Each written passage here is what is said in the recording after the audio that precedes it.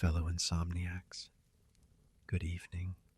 Tonight, you will step into the life of a farmer's boy, sold by hunger and castrated to serve as a eunuch within the glittering prison of the imperial palace. You will watch as these voiceless servants, bound by the same merciless fate, learn and scheme to survive among the marble shadows of power, rising from the stench of the laundry halls to the hushed corridors behind the throne. If this story relaxed you in any way, like, share, and subscribe to our channel.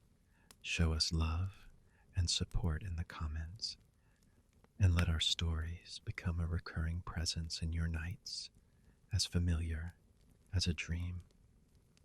Now let the lights dim. Let your room slip into gentle darkness. Pull the covers over yourself. Feel their softness enveloping your body. Deep breath. Close your eyes. It's time to slip into a dream, stretching back over 400 years.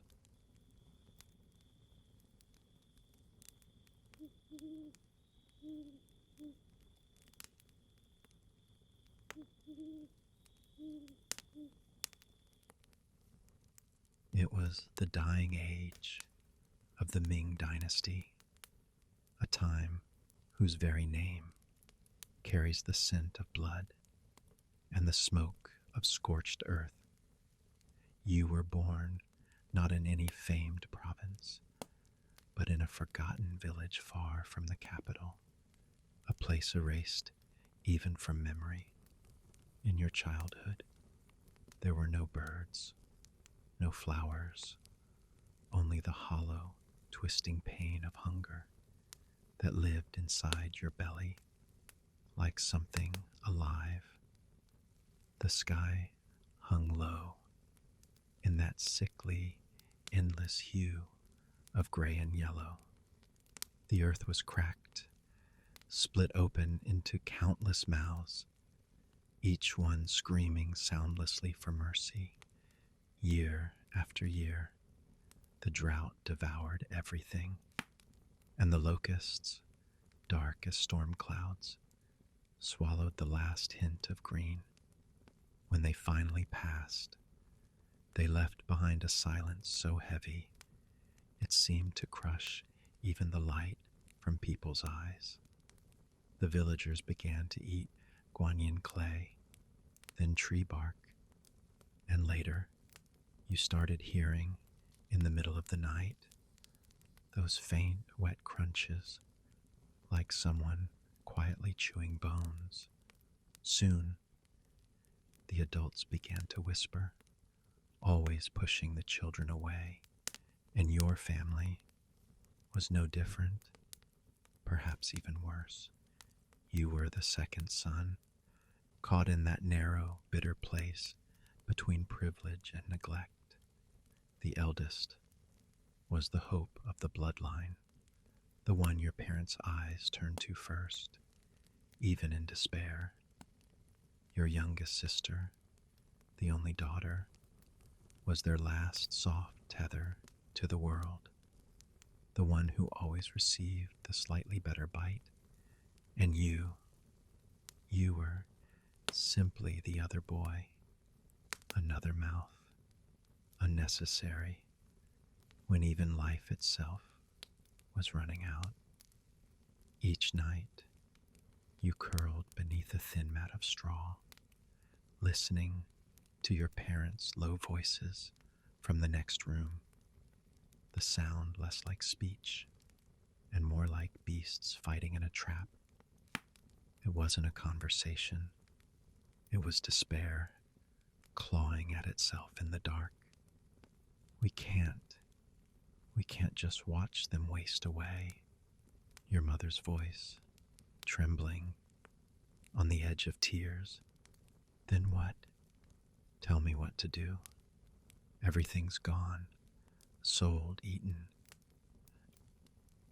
Your father's tone, ground raw by gravel, harsh yet hollow underneath.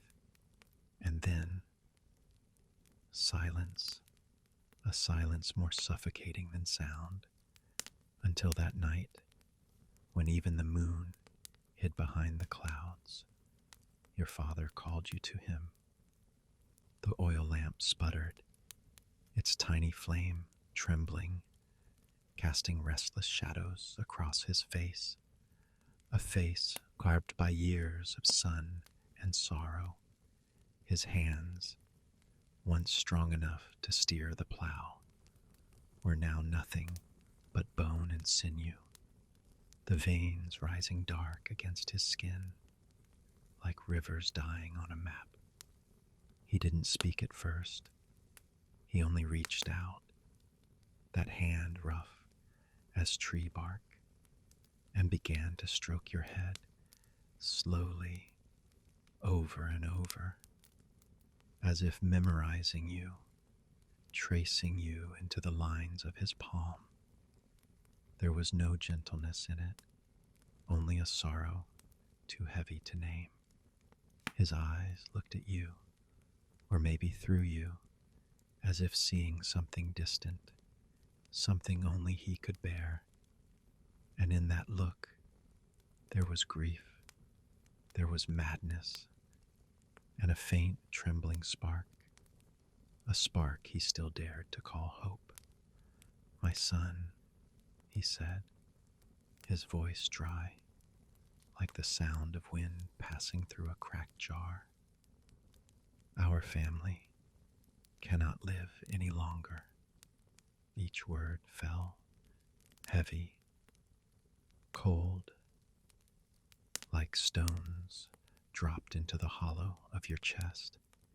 You waited, not daring to breathe, hoping his next words might turn to some miracle of grain or mercy. "But there is one road." He swallowed hard, as though forcing down nails. "One road that could let you eat your fill, white steamed buns, every day, and maybe even bring fortune to us all. White steamed bun every day." The words were so unreal, they shimmered like a mirage. "This road," he said, "leads to the capital, to the forbidden city."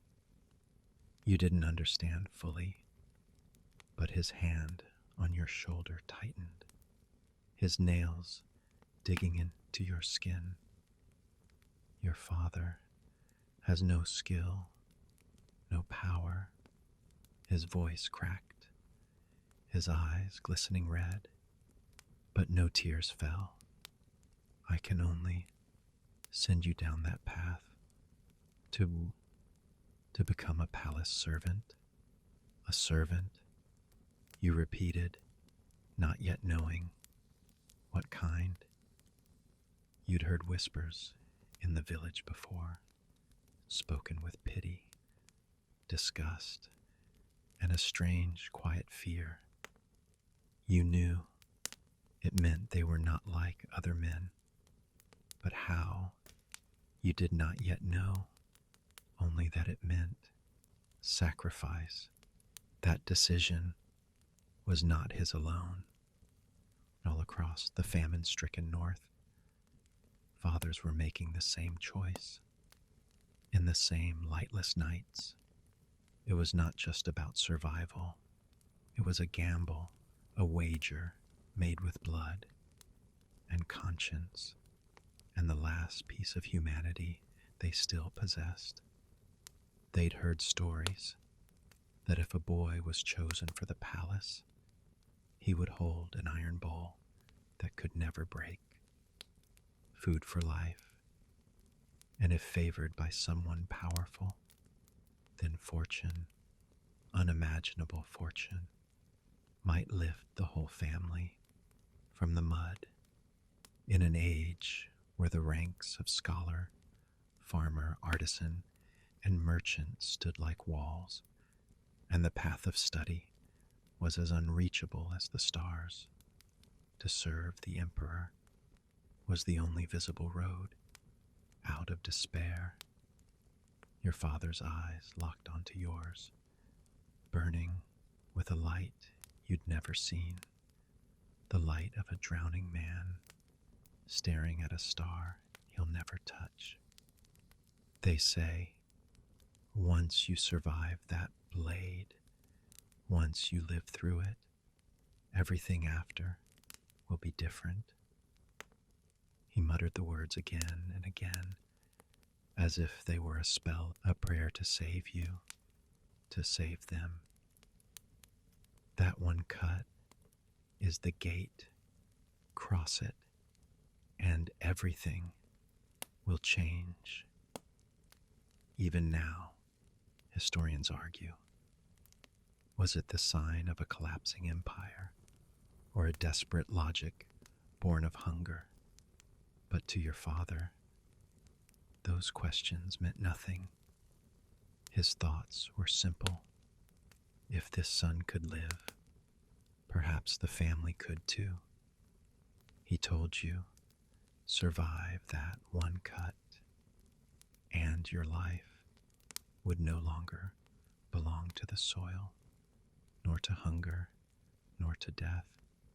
You saw it then, the light of impossible hope burning in his eyes, and you nodded, though you did not yet understand. You didn't know the humiliation, the loss, the pain hidden in the word eunuch. You only knew your father's eyes finally had light again, and so you would trade the most sacred part of yourself to buy for your family a glimmer of salvation, a fragile light that shimmered like a dream, always just out of reach. The road to the capital, in memory, stretches like a long gray ribbon, woven from dust and despair. Your father carried you on his back, silent among the shuffling crowds of the official road. His back, once the mountain of your childhood, broad, steady, and warm, was now nothing but sharp bones beneath sagging skin, each step pressing pain into your small chest. He walked with a deliberate, solemn rhythm, as though what he carried was not merely his child, but the last ember of your family's life, a fragile flame that could not afford to tremble. On both sides of the road, the fields lay split open, baked and broken by relentless sun. The dead stalks stood like gravestones of the earth, endless rows reaching to the horizon. You passed through village after village, each one silent, abandoned. Its clay houses collapsed into heaps of bones. Sometimes there were corpses by the roadside, bloated, blackened, their flesh torn by crows and stray dogs, a thick, sickly sweetness of rot hanging in the air. Each time, your father would jerk his head away, press his rough hand over your eyes, whispering, breathless, "Don't look." But the stench invaded everything, etching itself deep into your young soul, becoming your first, truest memory of what it meant for a dynasty to die.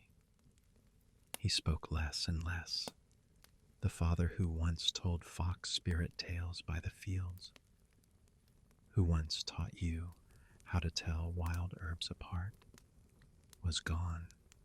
In his place was a stranger, bent beneath the weight of fate, so sparing with words that even silence seemed to ache between you. You could hear only the sound of his breath, the slow rasping of the bellows in his chest, the hollow shuffle of the other refugees' feet, and your own heartbeat, frantic, trembling, pounding against your ribs as though it, too, was trying to escape. At night, you slept in abandoned kiln caves or the corners of ruined earth temples. Cold seeped in from all sides, creeping into your thin clothes, your bones. From inside his chest, your father would pull a small bundle, a flat stone-hard cake wrapped in layer after layer of oil paper. He would break it open carefully and place the slightly larger or slightly less blackened piece in your hand. Eat, that was all he said. His voice was rough, stripped of warmth, like sandpaper scraping stone. You gnawed at the bread, its sharp edges cutting your throat, while watching him wrap his tiny piece again and tuck it close to his heart. You knew it wasn't because he was full. It was his ration for tomorrow, or the day after, or perhaps the day after that. A morsel of hope to carry him through the unknown miles ahead. One night, under a sky dim even of starlight, you could not hold your question any longer. You tugged at his torn sleeve, your voice thin as a mosquito's whisper. Papa, what is the imperial palace really like? He was silent for so long.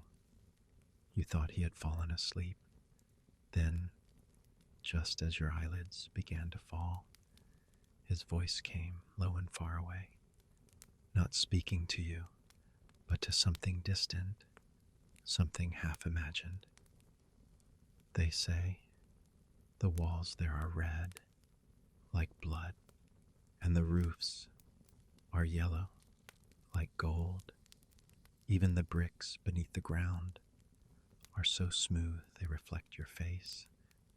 And the emperor sits in the tallest house beneath heaven. His words were simple, poor, but they were all a farmer could summon of what he imagined power and wealth might look like. You listened, trying to piece together the images, but they formed only a blur, dazzling and cold, a dream without warmth.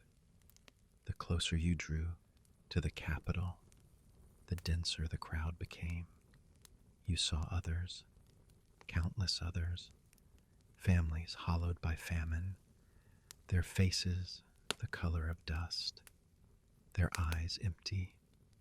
And then you saw the opposite world.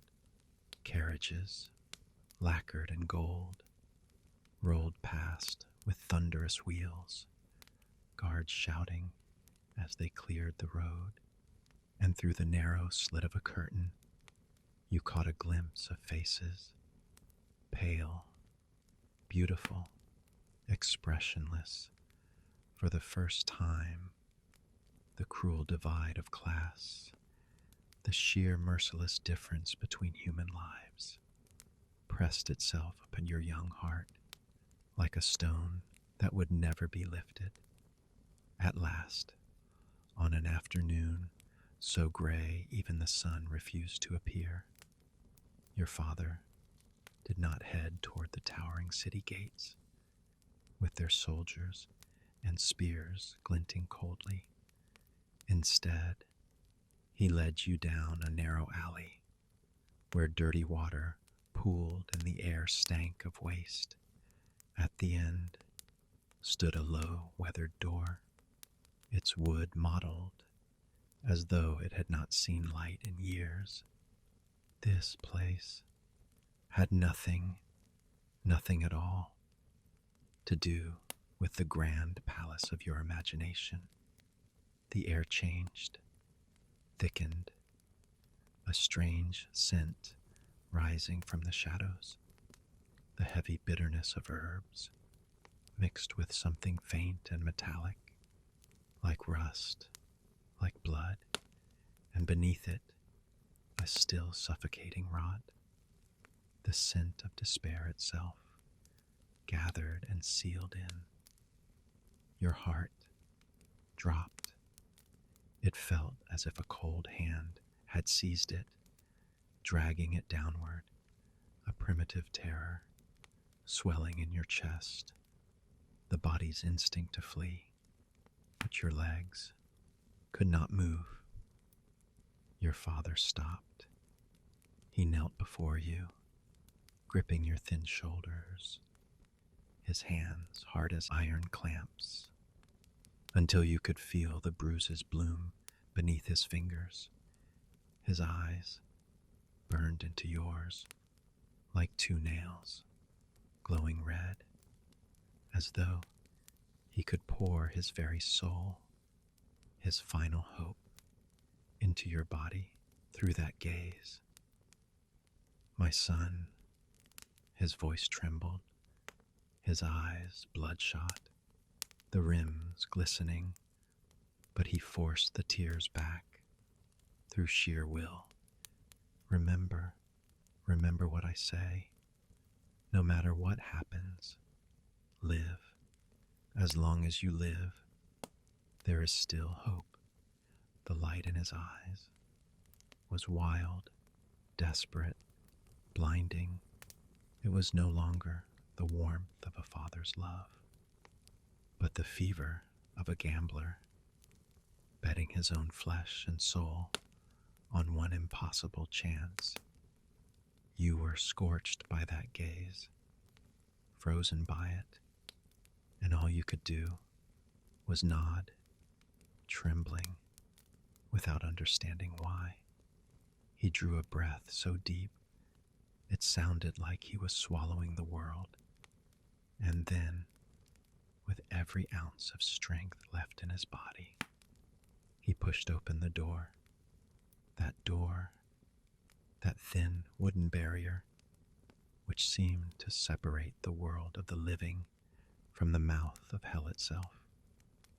The gate closed behind you with a long creaking sigh, as though the world itself had sealed you away from everything that once was human. The courtyard stretched deeper than it appeared from outside, yet the air was crushingly close, suffocating. The ground, paved with blue bricks, gleamed wet, sweating with a chill that had never known sunlight. That strange odor thickened in the air, the bitterness of herbs, the sting of lime, and something else, sweet and metallic, like spoiled grease mingled with blood. Together, they wove a scent that belonged only to this place, the scent of death and those who have learned to live beside it. A few young men, dressed in dark, short tunics, moved silently through the courtyard. They drifted like ghosts, tending to strange instruments you could not recognize. When their eyes passed over you, they showed no curiosity, no pity, only the flat indifference of those who had long grown used to the arrival of fresh materials. From the main hall, the curtain lifted. A man stepped out. He was thin. His dark blue robe faded to a ghostly gray. His face so ordinary, it slipped from memory the instant you looked away. Only his eyes, still cold, like two wells frozen solid, offering no reflection, no life. You knew, instinctively, this was the knife master, the man who would hold your future. between the curve of his blade. He did not glance at your father. His gaze fell on you, sharp, assessing, as one might inspect livestock before the slaughter. This child, his voice was flat, neither question nor statement, just the sound of finality. Your father flinched, as if struck by a whip. He bent low, his voice trembling with the dust of humility. Yes, yes, master, I beg you, please, take care of him. The knife master gave no reply. He only tilted his head, a silent signal. Bring him in. The room inside was darker still. Only a single oil lamp flickered in the corner, its weak glow shivering across the walls. The light revealed just enough. A low wooden couch, built deliberately short. Beside it, several basins of cloudy water, rags soaking in liquid of unknown color. On the wall hung knives of many shapes, each one catching the dim light with a thin, cold gleam. Among them, the most dreadful of all, the small, curved blade they called the cleansing knife. Your breath caught, terror rising in your chest like an icy tide. Lie down. The order was short, cold, absolute. 2 apprentices seized you, dragging you to the low couch. The wood bit through your thin clothes, its chill sinking deep into bone.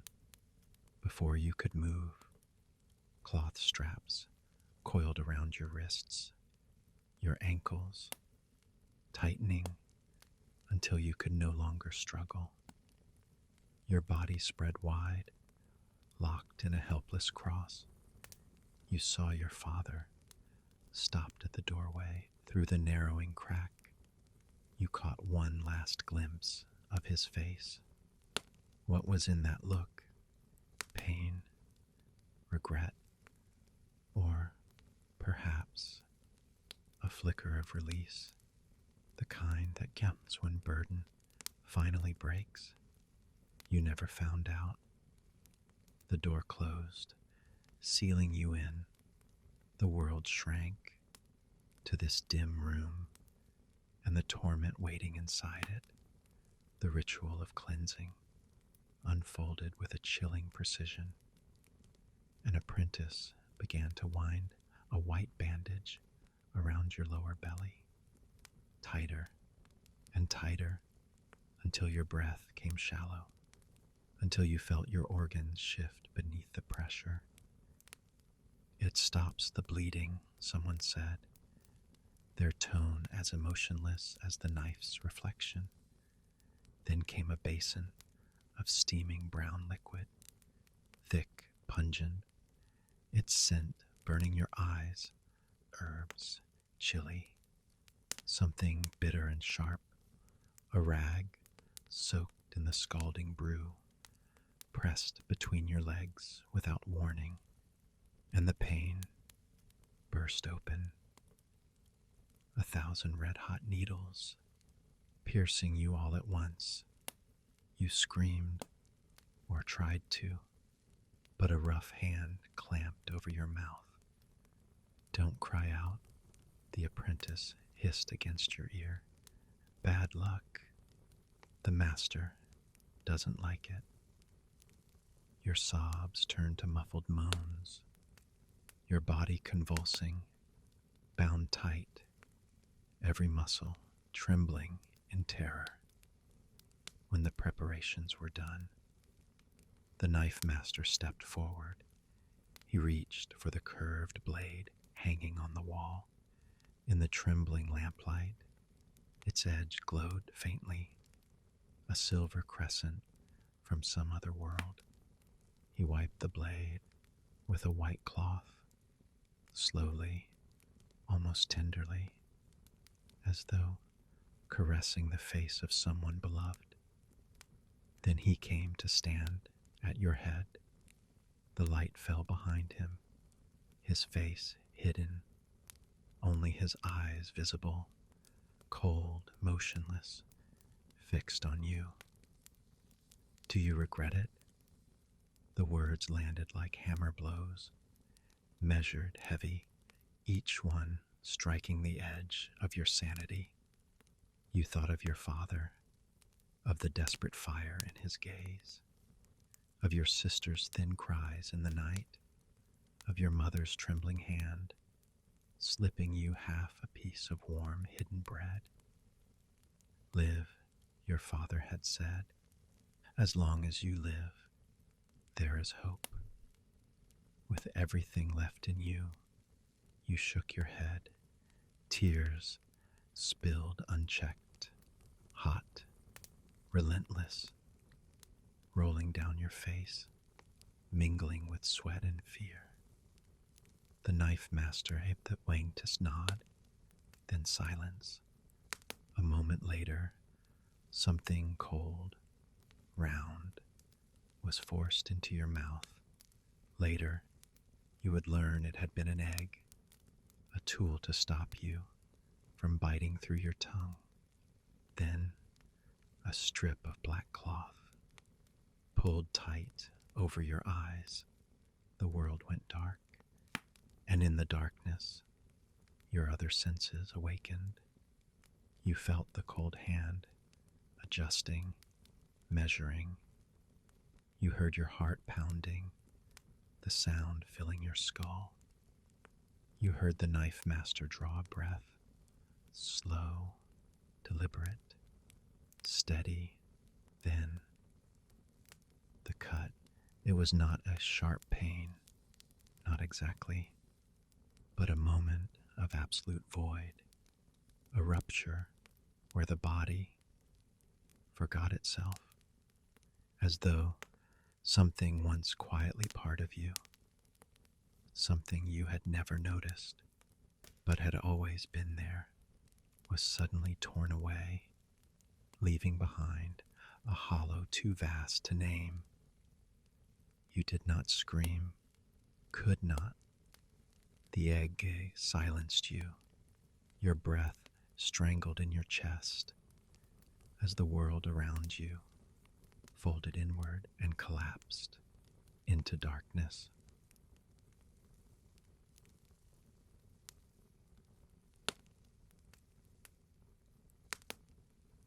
Consciousness returned not with light, but with pain, a deep drilling, bone-gnawing pain that dragged your soul back into the wreckage of your body.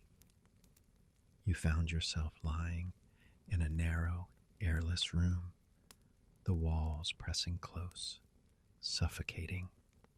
Beneath you, a hard wooden plank covered with a thin layer of straw that smelled of mold and rot. This was the silkworm chamber, a name that sounded almost gentle, as if it promised rebirth, but in truth, it was a cocoon spun of agony and despair, a cell where life and death waited to cast their verdict. The pain at your wound was no longer that clean, slicing emptiness of the knife, but a smoldering fire, dull and endless. It burned between your legs, a black flame that refused to die, and with each heartbeat, it pulsed outward, spreading waves of torment through every bone, every nerve, until there was nothing in your body that did not ache. Then came the fever, a tide, fierce and relentless, swallowing you whole. Your forehead blazed with heat, yet your limbs shivered violently, your teeth rattling like stones in a jar.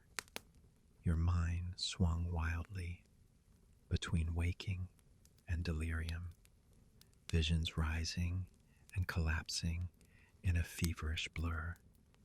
At times, you were back on that cracked riverbed in your village, scraping at the dust with your bare hands, desperate to find one patch of damp earth, one trace of water, anything to soothe the burning in your throat.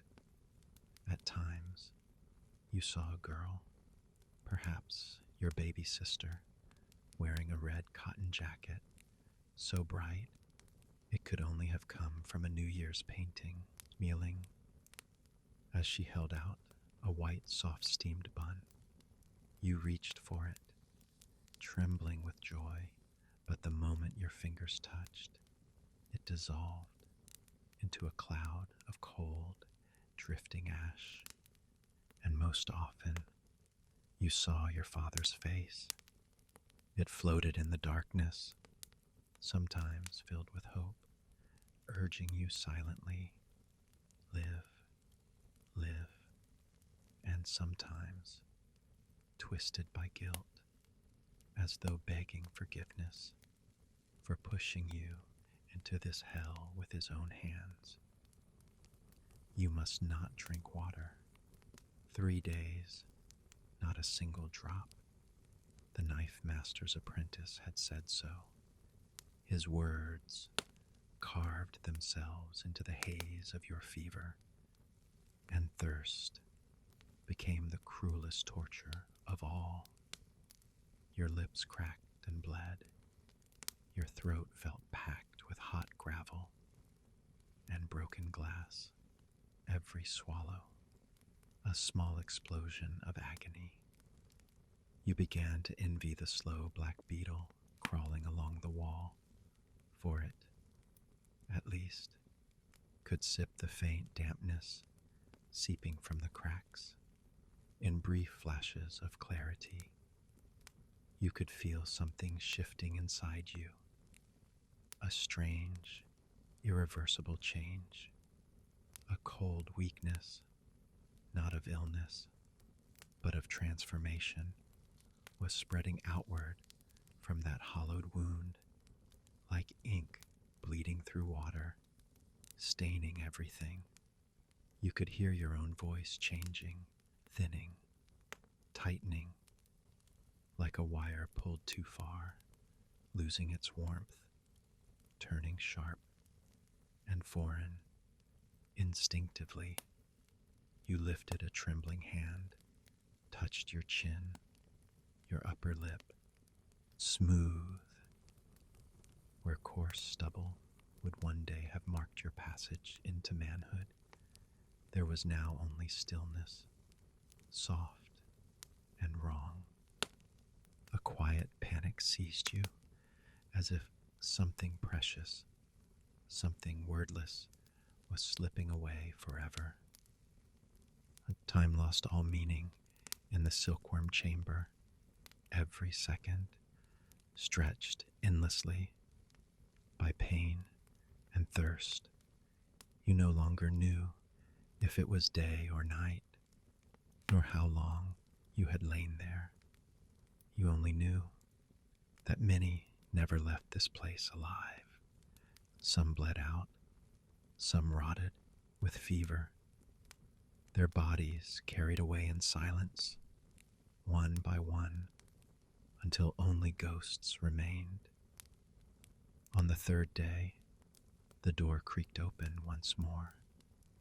The knife master appeared, framed in the dim light. You gathered what little strength was left, forcing your blurred eyes to focus on the slender reed tube in his hand, the object that would decide whether you lived or died. He motioned for the apprentices to untie the black cloth from your eyes, to remove the object wedged between your teeth. Light stabbed into your pupils, sharp, painful, real. You saw him draw near, stoop, and begin his work, his movements calm, practiced, precise. Then, The burning came, a searing current of urine, bursting free from its prison, flooded through you with a pain so intense it eclipsed every sound, every thought, and yet, tangled within that torment, was something else, a shame too heavy to name, and a fragile, trembling relief. You had survived, but the boy, that simple, whole, bewildered child from the plains of far north, did not. He had died here, in this sealed, airless chamber. The one who opened his eyes was someone else, a broken remnant, reborn from mutilation, a creature the world would call Gao Shiming, candidate eunuch of the imperial court. The feeling of survival was not joy, but a hollow exhaustion, the fragile collapse of one who has barely escaped death. They moved you from the silkworm chamber into another room, slightly larger, where you were at last permitted to drink. That first mouthful of water slid down your cracked throat, sharp, almost painful, yet it carried with it the shocking realization that you were still alive. The wound still throbbed, its fire dulled now into a deep, constant ache, a quiet reminder of what had been taken forever.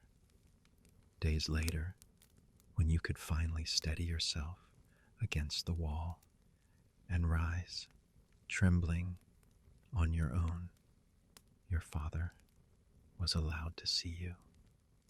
He looked older, far older, as if 10 years had passed in those few days. New strands of white hair streaked his temples, glaring under the dim light like threads of frost.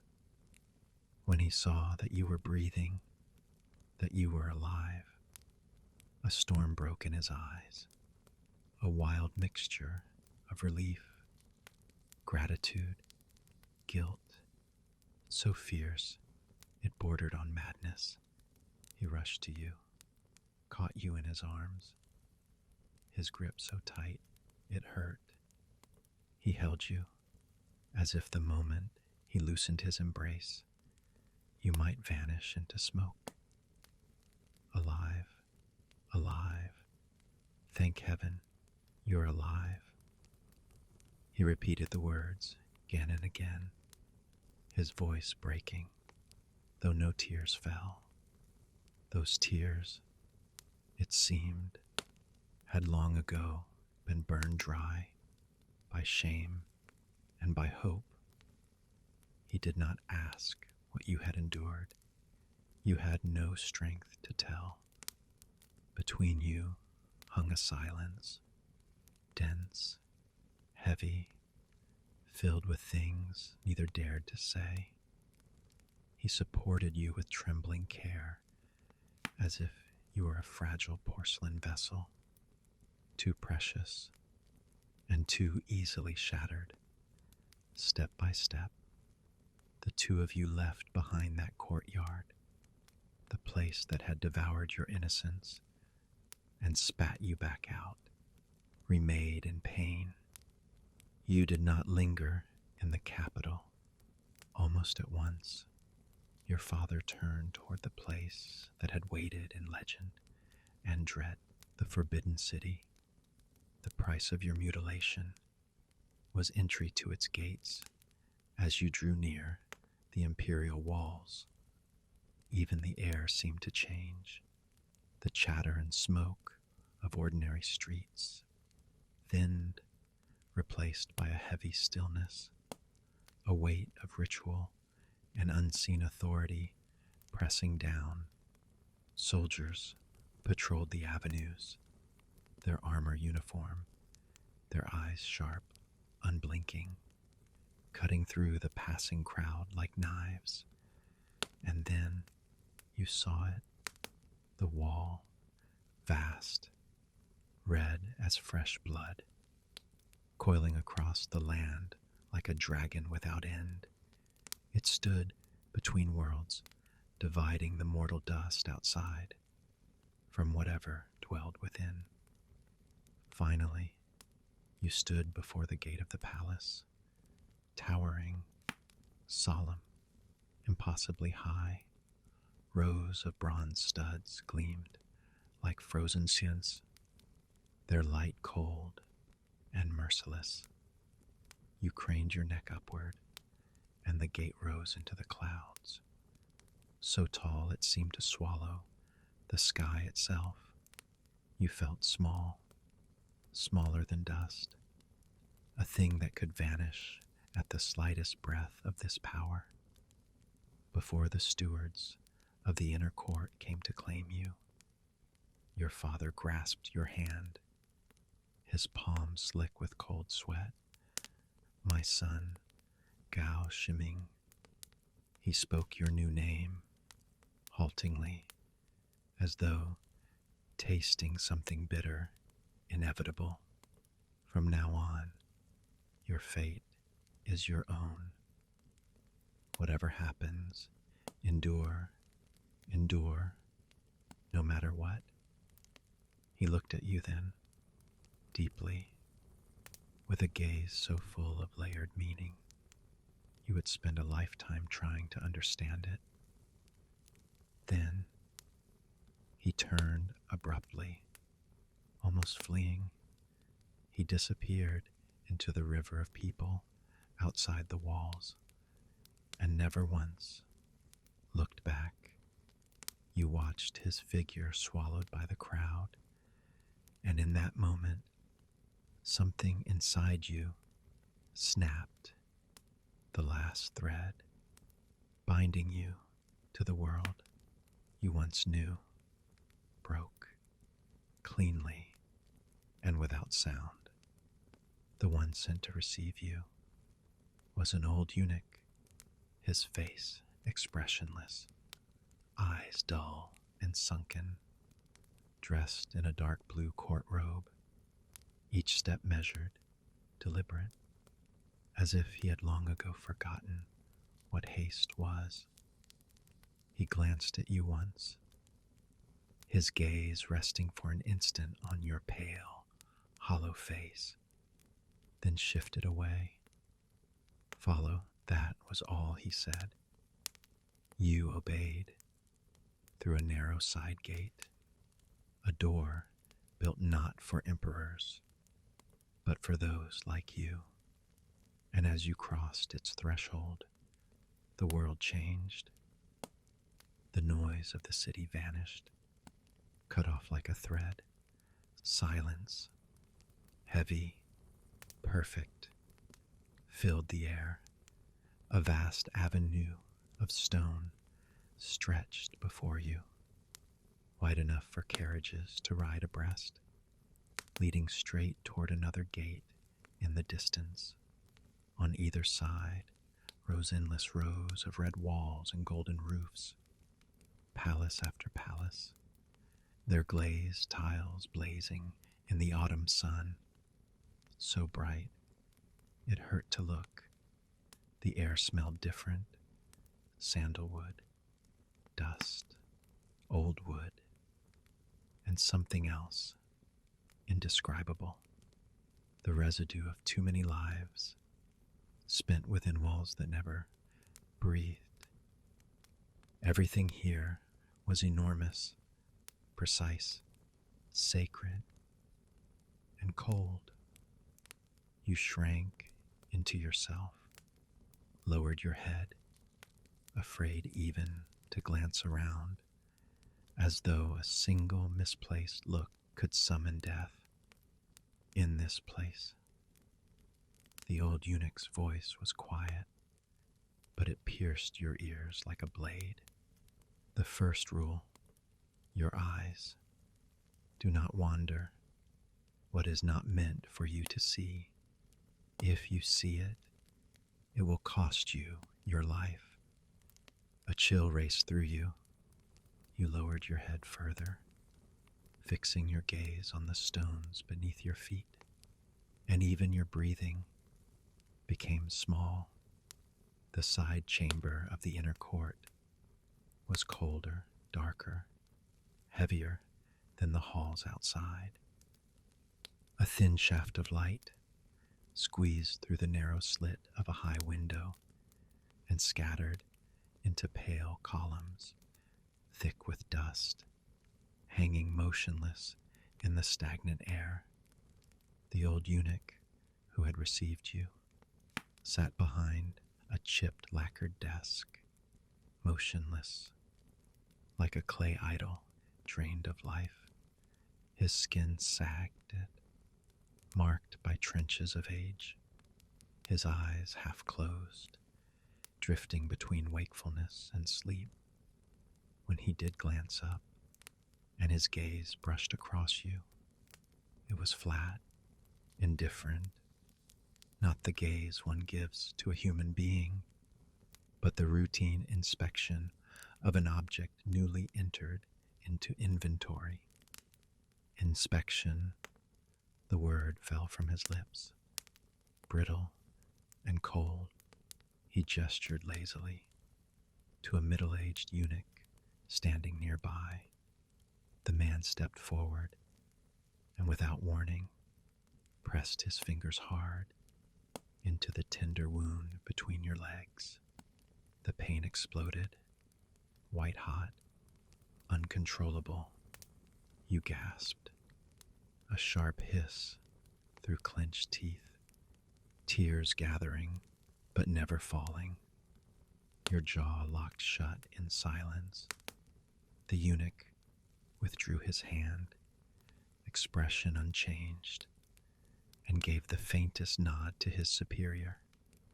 The old one extended his hand again, this time toward the eunuch who had brought you here, your treasure, the small fragment of flesh and blood once belonging to you, wrapped carefully in oilsaver and lime, sealed inside a tiny clay jar, was presented to him. He lifted the lid, took a thin silver probe, and stirred the contents gently, examining that shriveled, colorless piece of you with the calm precision of a man inspecting a dried herb. Slowly, methodically, he turned the probe, observed, replaced it. The gesture, obscene in its composure, made your skin crawl. In that moment, you felt your last shred of privacy, of dignity, laid bare beneath a gaze as cold as stone.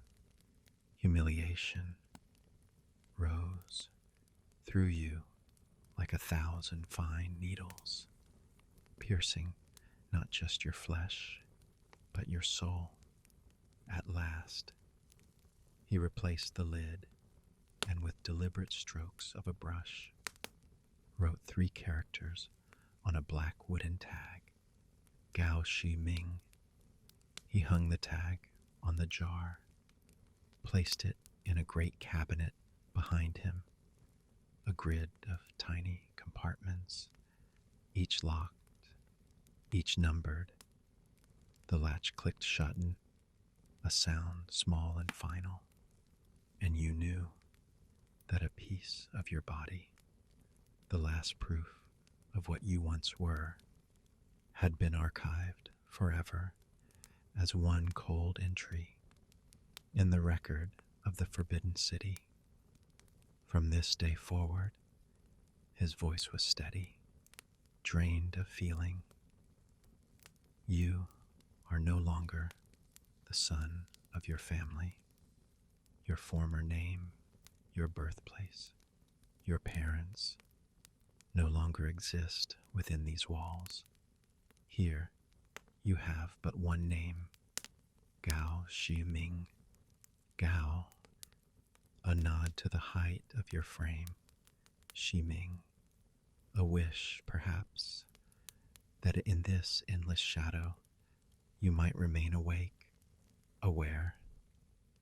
The name branded itself into your mind, a mark that erased 15 years of another life. Then came the clothing, a new eunuch's robe, rough, gray, stiff, and a pair of thick-soled cloth shoes thrown at your feet. They reeked of cheap soap and the sweat of countless others who had worn them before. Change, a single word, dry, unyielding. Under the watchful eyes of the middle-aged eunuch, you trembled, your fingers fumbling with the ties as you stripped away the clothes from home, clothes mended by your mother's hands, still carrying the faint scent of earth and smoke. When you held them out, they were seized and tossed into a burning iron basin. The fire leapt up, greedy, golden, licking at the coarse fabric, crackling softly as the threads curled and turned to ash. You watched, frozen, as smoke coiled upward, thin, blue, and in that smoke you saw the boy you had been, running through fields, standing beneath the old locust tree, his laughter, his hunger, his hope, all dissolving, vanishing into nothing when you pulled on the gray robe. Its coarse fabric scraped your tender skin, its weight settling on you, suffocating. It was not clothing, but a new layer of flesh, one that no longer belonged to you, one that sealed you forever, away from the world outside. You were led to your quarters, a low, damp shed tucked into the corner of the palace wall. Rows of narrow, wooden planks lined the room, each a bed, each a story of pain. The air reeked of sweat, ointment, and something else, the stale heaviness of too many wounded bodies, breathing the same despair. Dozens of boys, your age, maybe younger, sat or lay across the room. Their faces were pale, hollow, their eyes dulled, some timid, some already hardened by caution. The eunuch who guided you pointed at a dark corner by the wall. You'll sleep there. The rules are simple. Obey, work hard, keep your eyes sharp, and your mouth shut. He paused, his lips curling into a faint, mocking smile. New ones must learn to endure. This isn't your village anymore. You hid your small cloth pouch, the one that held your registration token, your sole proof of existence, in the shadow of your bedding. But before you could settle, a tall boy with a lean, hard face sauntered over. Without a word, he snatched the steamed bun you had just been given, the first clean one you had seen in days. Newcomer, he sneered, show respect to your seniors. It's the rule. His eyes gleamed with cruel amusement. Instinctively, you clenched your fists, a spark of defiance flashing up, the last heat of boyhood rising in your chest. But your father's voice, live no matter what, and the old eunuch's warning, learn to endure, rushed back like twin waves of ice, snuffing the fire in an instant. Around you, The other boys looked away, heads bowed, pretending not to see. You loosened your fists, slowly lowered your eyes, and stared at the cold, filthy floor beneath your feet. In that silence, you felt it. Something inside you, a fragile thing once called dignity, slipping away.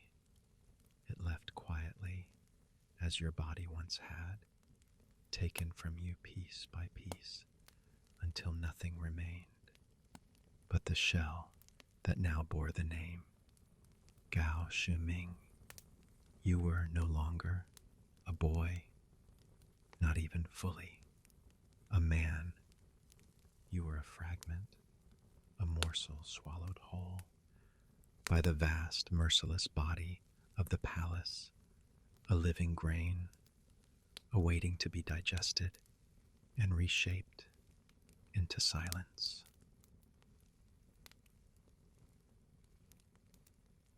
You believed your life would sink forever into the drudgery of sweeping floors and washing clothes, when an unexpected imperial decree altered the fate of everyone around you.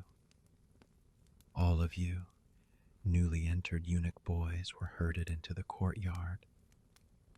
The steward eunuch lifted his thin, piercing voice. By boundless imperial grace, you are chosen to enter the inner academy and study. A hushed stir rippled through the ranks. You saw faces go blank, others flicker with secret joy, but most, like yours, were lost between fear and hope. The inner academy stood in a quiet compound behind the hall of literary splendor.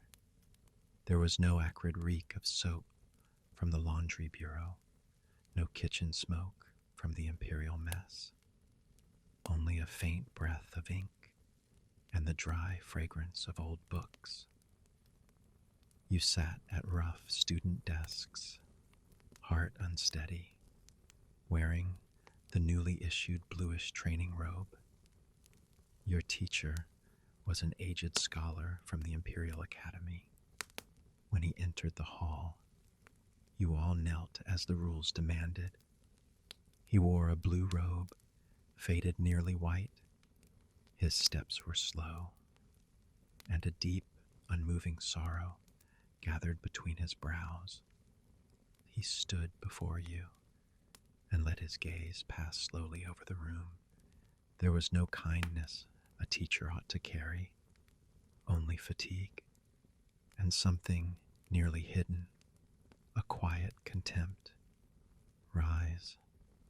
His voice was dry, like autumn leaves cured by the wind.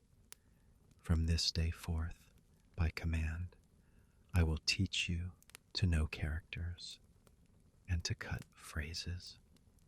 The first primer was the 1,000-character classic. When the old scholar read, "This body and hair are received from parents," his voice faltered. He lifted his eyes and looked through the lattice to the aged cypress in the courtyard for a very long time. You exchanged uneasy glances, not knowing why he had stopped. At last, he lowered his gaze and looked at you deeply. That look held many things: pity, resignation, and a pain so heavy it could not be spoken. With reverence for their nurture, how dare we harm what is received? He continued slowly, each word pressed out like a stone through clenched teeth. The hall went still, terribly still, and you, children who had only just endured that harm, lowered your heads in shame. Yet learning was a window pushed suddenly open. Very quickly, you discovered, within the square forms of these characters, there hid another world.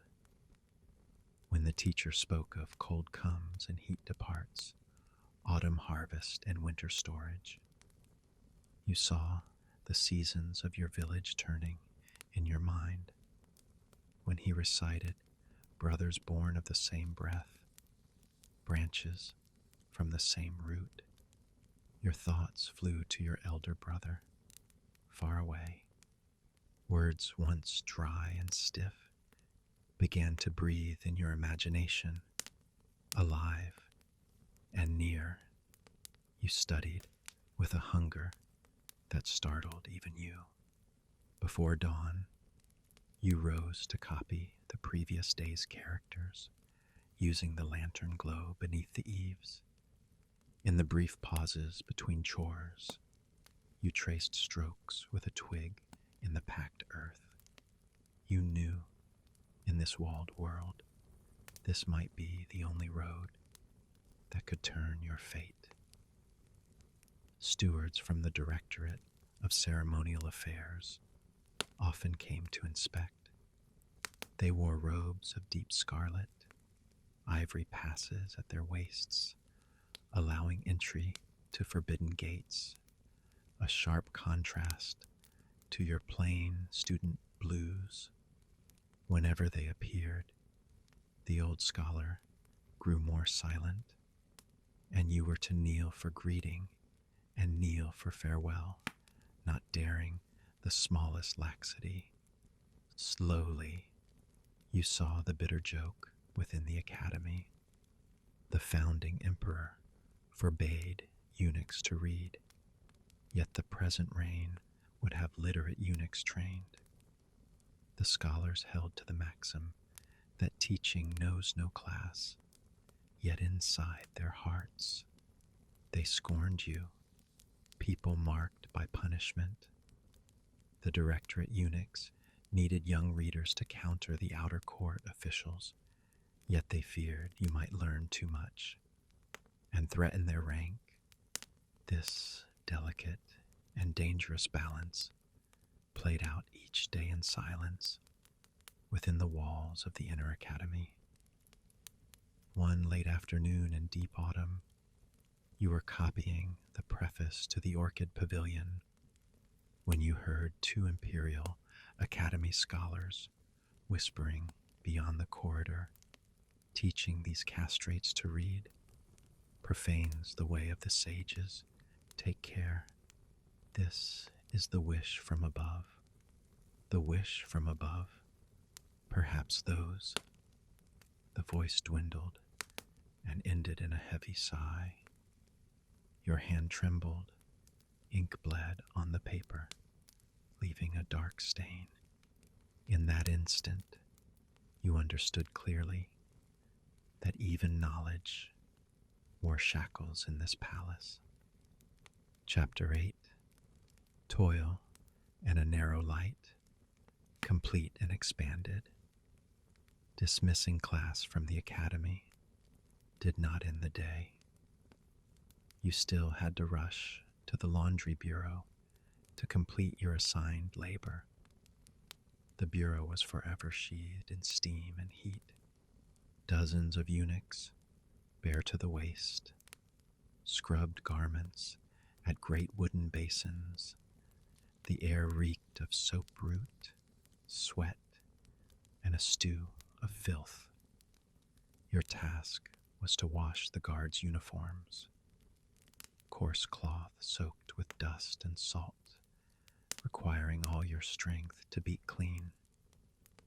The first winter came early, cruel and sharp. Your hands, steeped for long hours in cold water, bloomed with chilblains. When the cracked sores met the alkali, the pain drilled to the bone. You could not stop, for if you failed your quota, there would be no supper. The worst was washing the silks of the consorts. Those weightless fabrics demanded reverence. One careless pull, and the threads would part. Once, a nail scratch marked a moonlit skirt. The overseer said nothing at first, then raised a rattan cane and struck your back. You little wretch, do you know how many lives this skirt is worth? The sting of fire drove you nearly to your knees, but you clenched your teeth and made no sound. Here, tears were the cheapest thing of all. At night, you packed together with dozens on the platform beds, thin cotton quilts, useless against the northern cold. Someone would begin to sob, and an older eunuch's voice would cut through the dark. What is there to cry for? Once you pass these gates, forget you were ever a person. The words slid like a knife into every heart. Yet even in the darkest place, there is a slit of light. Shinger, was that light? You first met her beyond the academy as an older palace maid scolded her harshly. Seeing your student robe, she shrank behind you, seeking shelter. You used the little protocol you had learned, bowed properly, and pled for mercy on her behalf. Later, you crossed paths on delivery errands. At first, there were only nods. Then small exchanges began. She slipped you a hidden fruit. You gave her a fallen blossom found in the imperial garden. Soon after, the two of you became paired for food, a secret known to all, two rootless souls, warming each other in the cold of the palace.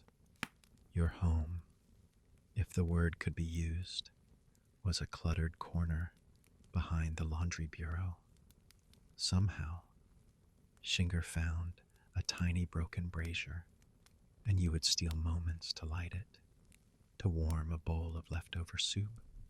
There was no table, no chairs, so you sat upon the ground.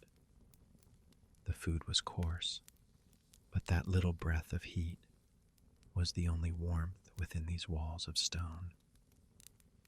Tell me, do you think the sky outside the palace is bluer? One day, Shinger asked quietly. You looked up at the four-cornered piece of sky above the wall and remembered the wide fields of home and could not speak. She did not wait for an answer. I was told, when the peach blossoms bloom, the whole mountain turns pink. Her voice trailed off, and the two of you went silent. The coals whispered and popped, painting two young faces, already lined with years. Besides Shinger, you gathered a small circle of boys from the academy. In secret, you called one another classmates, and during rest, shared the stories gleaned from your teacher. One named Lishan was gifted at mimicking the Imperial Academy scholars. His bobbing head and rolling cadence made you all stifle laughter behind your hands. These brief bursts of joy were the single mercy woven into the fabric of toil. You also took a mentor, an old eunuch, Zhao, of the laundry bureau. He saw that you could read and watched over you a little more than most. In this palace, a lone reed does not survive long. He taught you how to tell the garments of different masters and whispered counsel as you worked. Learn to find shelter, yet trust no one completely. You held every word close, knowing they were purchased by a lifetime of blood and tears. One night in the dead of winter, You burned with fever, yet still had to fetch water from the well. The wind cut your face like knives. You staggered and nearly fell into the mouth of the well. Suddenly, hands steadied you. Old Zhao, he said nothing, took the bucket from your numb fingers and filled it in silence. When you returned to your bed, you found a small packet of ointment for chilblains beneath your pillow. You knew this was from Shinger. Holding that warm little packet, your eyes stayed open in the dark. In this palace that devours its own, for the first time, you felt it clearly. You were still alive, still a being with blood and breath, still a human heart, beating softly in the cold, stepping out from the bright windows and ink-scented calm of the inner academy. You carried a small ember of ambition just kindled by learning, and reality poured a bucket of cold water over your head. You did not enter the refined script rooms you had imagined. Instead, you were assigned to the palace laundry, a place where even the air felt soaked with damp, soap root, and a faint mildew that clung to the lung. Only then did you truly understand that the fabled great eunuchs who swayed court and empire, robed in violet with jade at the waist, were the most distant sparks at the tip of a tall pyramid. Below that glittering point lay tens of thousands like you, nameless, eroding in endless labor and daily humiliation. The ordinary servants who made the palace breathe. The hierarchy among the palace eunuchs was suffocating. People said there were 48 distinct grades, like 48 invisible shackles. You, a newcomer with the last trace of youth still on your face, began at the very bottom as a fire boy, an errand hand for the wash vats. Your task was to face mountains of garments from every hall and chamber of the palace. Among them were brocades stained with wine and perfumed dust from the masters, and coarse cloth from lower attendants streaked with sweat and grime. Mixed together, they exhaled a complex scent that pressed on the chest until breathing grew thin. Your hands, soaked long in lye and chilled wind, swelled and split. In winter, the water cut like knives of ice. In summer, the courtyards steamed like kettles. Before dawn, you rose to the barked orders of the overseers, and you worked until the hour the palace gates were locked for the night. Your meals were leftovers from the imperial kitchens after duty shifts, often cold, everything mixed together until no taste could be named. You slept in great communal bunks, shoulder to shoulder with dozens, the air woven with sweat, foot odor, and the acrid trace of urine that clung to some of the elders. An unseen net that settled over you every night. At any moment, the smallest mistake could bring punishment. A collar torn while scrubbing, or walking with your head lowered in thought and blocking the path of a hurrying steward. The light penalty was to be slapped in public, the sharp crack bouncing across the courtyard, and the burning shame stung more than the pain. The heavy penalty was to be dragged to the Bureau of Severe Discipline, to be stripped from the waist in front of watching eyes, and received the plank where shame and agony braided together. Here, your personhood was pressed to the thinnest edge. Tasks came that felt beyond belief. In the height of summer, when the emperor or a favored consort cooled themselves by the waterside pavilions of the royal garden, you and a line of other boys in thin robes were ordered to stand motionless, bodies arranged like living stakes to form a moving screen against drafts that may not have existed and against prying eyes. Sweat crawled down your spine, itching like insects, and you dared not lift a finger. In that glare of heat, you understood with a clarity that hurt. You were not a person. You were a piece of furniture that breathed and sweated. Every day your bones felt as if they might come apart. Yet the greater torment was the pressure that seeped through every crack of the mind.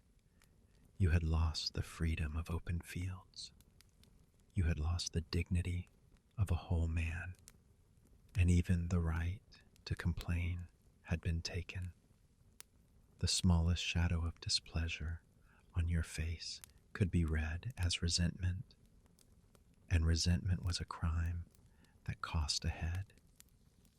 You watched stewards in new silk strut past, their glances skimming over you, who were counted as base labor, a murmur of contempt breathing through the nose. Inside you, the light that had been sparked in the academy dimmed beneath the grind of the days, and in its place there smoldered a fever of envy, jealousy, and refusal to accept. You began to understand in your own body why everyone within these walls fought to climb. In this vast and careful yet loveless cage called the Forbidden Palace, climbing was not merely to catch power and wealth. It was to escape this existence as an object, to win back the right to be seen as a person, even if only on the surface. Historians of later ages would argue over the lives of the lowest servants, reading only cold ledgers.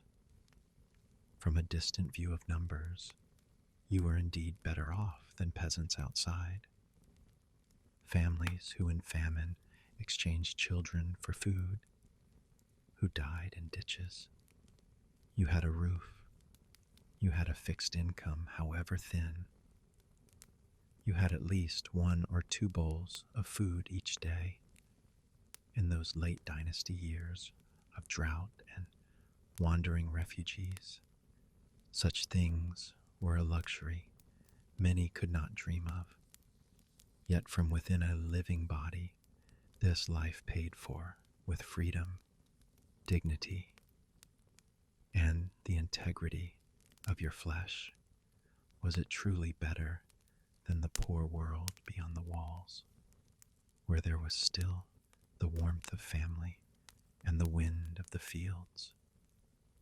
This question had no answer, and it was cruel. Scholars might compare survival indices with cool reason, but they would never feel what you felt in the barracks at night, listening to snores and sleep talk, your fingers moving to the wounds that would never quite heal, both of the body and of the heart, and the cold that reached the marrow. You remembered that the cutting itself had already left you weaker than others, blood and breath diminished, unfit for heavy labor. Fate's irony was sharp, for now each day you served the most exhausting tasks of body and will. It was the system's own sneer. The palace machine first broke your flesh without mercy, then set you precisely where strength was most required, as if to whisper day after day that your existence was an error, a cost to be spent for the turning of the gears, your only hope. That spark lit in the academy and now flickering in the winds of toil was to keep from losing every trace of spirit and clarity. You learned to watch from the corner of your eye the preferences of each overseer. You learned to offer one respectful word at the exact moment, or a token of courtesy so small it could pass unnoticed. You learned to search within this enormous cold mechanism of power for the narrowest seam through which a soul might climb, because you knew if you did not climb, you would remain forever at the bottom, silent and unseen, until one day, like a yellowed leaf in the courtyard, you would be swept into the dust of history, unnoticed, as if you had never been, just when you thought your life would drown forever in this endless cycle of labor and despair, until you were ground down into one of the nameless stones beneath the imperial palace. You began to notice something strange, something alive, growing quietly between the cracks. Inside this cold labyrinth of rules, power, and indifference, within this forest of carved stone precision, there were vines of warmth, stubbornly twining through the shadows. They drew what little life they could from the cracks, and somehow they bloomed, small, fragile, but real. You began to have friends. They were like you, lowly eunuchs scraping along the bottom, or palace maids, equally trapped, lived scattered like dust by fate. After the day's toil, you would steal a few moments together in places no one watched, behind a wall, or in a small storage room forgotten by time. There was no lamp, only the pale wash of moonlight squeezing through the lattice. You whispered, trading rumors and grievance, complaining about petty overseers, sharing crumbs of stale pastry brought long ago from home. Or sometimes you simply sat side by side, heads tilted toward the narrow square of sky framed by palace walls, and said nothing at all. Those moments of silence were the most dangerous and the most precious, the only time you could breathe and remember that you were still alive, still human, beyond friendship. This world required another kind of bond, a patron, but not a craftsman teaching a trade. This was a protector, a man higher in the hierarchy, willing to let you shelter under his shadow. In a world where family blood had been cut away, this imitation of father and son became the strongest tie that could exist. A patron would teach you the invisible laws of survival, speak for you when you were bullied, and, if fortune smiled, pull you upward. In return, you owed him the obedience of a son, to serve, to run errands, to take risks in his name. And when he grew old or fell from grace, you would still care for him, bury him, mourn him. This was called filial duty. These bonds tangled deep, forming unseen factions and networks beneath the calm surface of the palace. One's rise was all's rise, one's fall all's ruin. But for you, the deepest comfort came from something more fragile, more intimate, a bond known as shared rice. Literally, to eat together. But in truth, it meant much more. It was the name given to the strange, tender pairings between eunuchs and maids, contracted spouses in a world where neither could truly be husband or wife. You could never share the closeness of flesh, never dream of children, but you could care for one another, warm each other's loneliness, and create a small secret household beneath the shadow of 1,000 rules.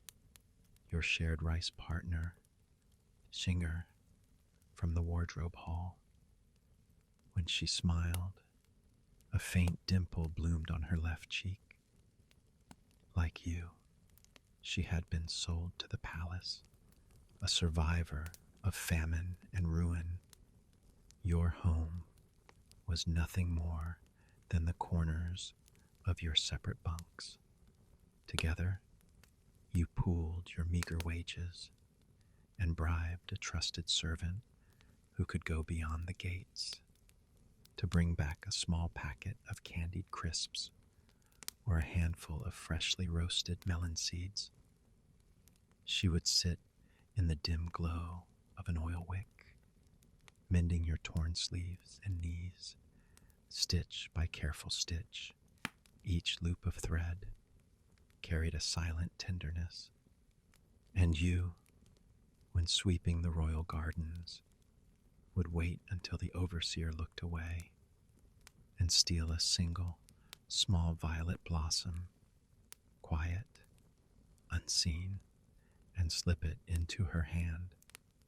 When she tucked it behind her ear, that faint color meant more to you than any jewel on a concubine's crown. Your relationship was an open secret, whispered and ignored, so long as you kept quiet and never crossed the invisible lines the stewards pretended not to see. After all, even in this frozen world, who does not crave a little warmth? History itself bore its irony, for even the infamous Lord Varian, the most feared eunuch of them all, had his own shared rice partner, the emperor's wet nurse, Lady Key. Together, they ruled the court, their alliance so notorious that even the purest affection between common eunuchs and maids was forever shadowed by suspicion. Could eunuchs still love? That question has haunted scholars and gossips alike through the centuries. Biology says no. You had been rendered incapable of coupling or bearing life. But the need for closeness, for the warmth of another soul, is not something any blade can cut away. A scholar once called it the psychology of escaping loneliness. He believed eunuchs sought companionship, not from desire, but to flee the void, the unbearable isolation of being cast out from the human order itself. Was shared rice merely a platonic love? Official histories remain silent, but stray notes and half-forbidden tales whisper otherwise, of embraces, quiet nights, and gentle intimacies that did not break the laws of flesh, yet defied the emptiness they were meant to live within. It can never be proven, and perhaps that is fitting, for it belongs to the hazy realm of human yearning, where truth and tenderness blur together. For you and Singer, it was never about defiance or sin. It was survival, a fragile reliance born of despair. You were each other's only refuge, the one person before whom you could lower your guard and show your fear, your fatigue, your trembling heart. You shared dim memories of home, unreachable dreams of life beyond the walls, and a fierce tenderness for every stolen joy of the present. You were two small creatures, huddling together for warmth in endless dark, unaware what tomorrow would bring, only certain of this, that tonight you were not alone. This secret web of feeling and kinship, these friendships, mentorships, and quiet unions were not only human comforts, they were, however faint, a kind of rebellion, for imperial power demanded you be rootless, atomized, loyal to no one but the throne, a perfect instrument, and yet you, through your stolen bonds, reassembled the pieces of a human world, tiny networks of loyalty and care that would one day, in the storms to come, become the hidden foundation of every choice you made. In Starling's eyes, clear, sorrowful, and alive. In the warm bowl of soup she brought you, you felt something awaken, a heartbeat long buried. You were no longer only a fragment of machinery, but a being of blood, of fear, and of love. For the first time, you felt with painful clarity that you were still a man.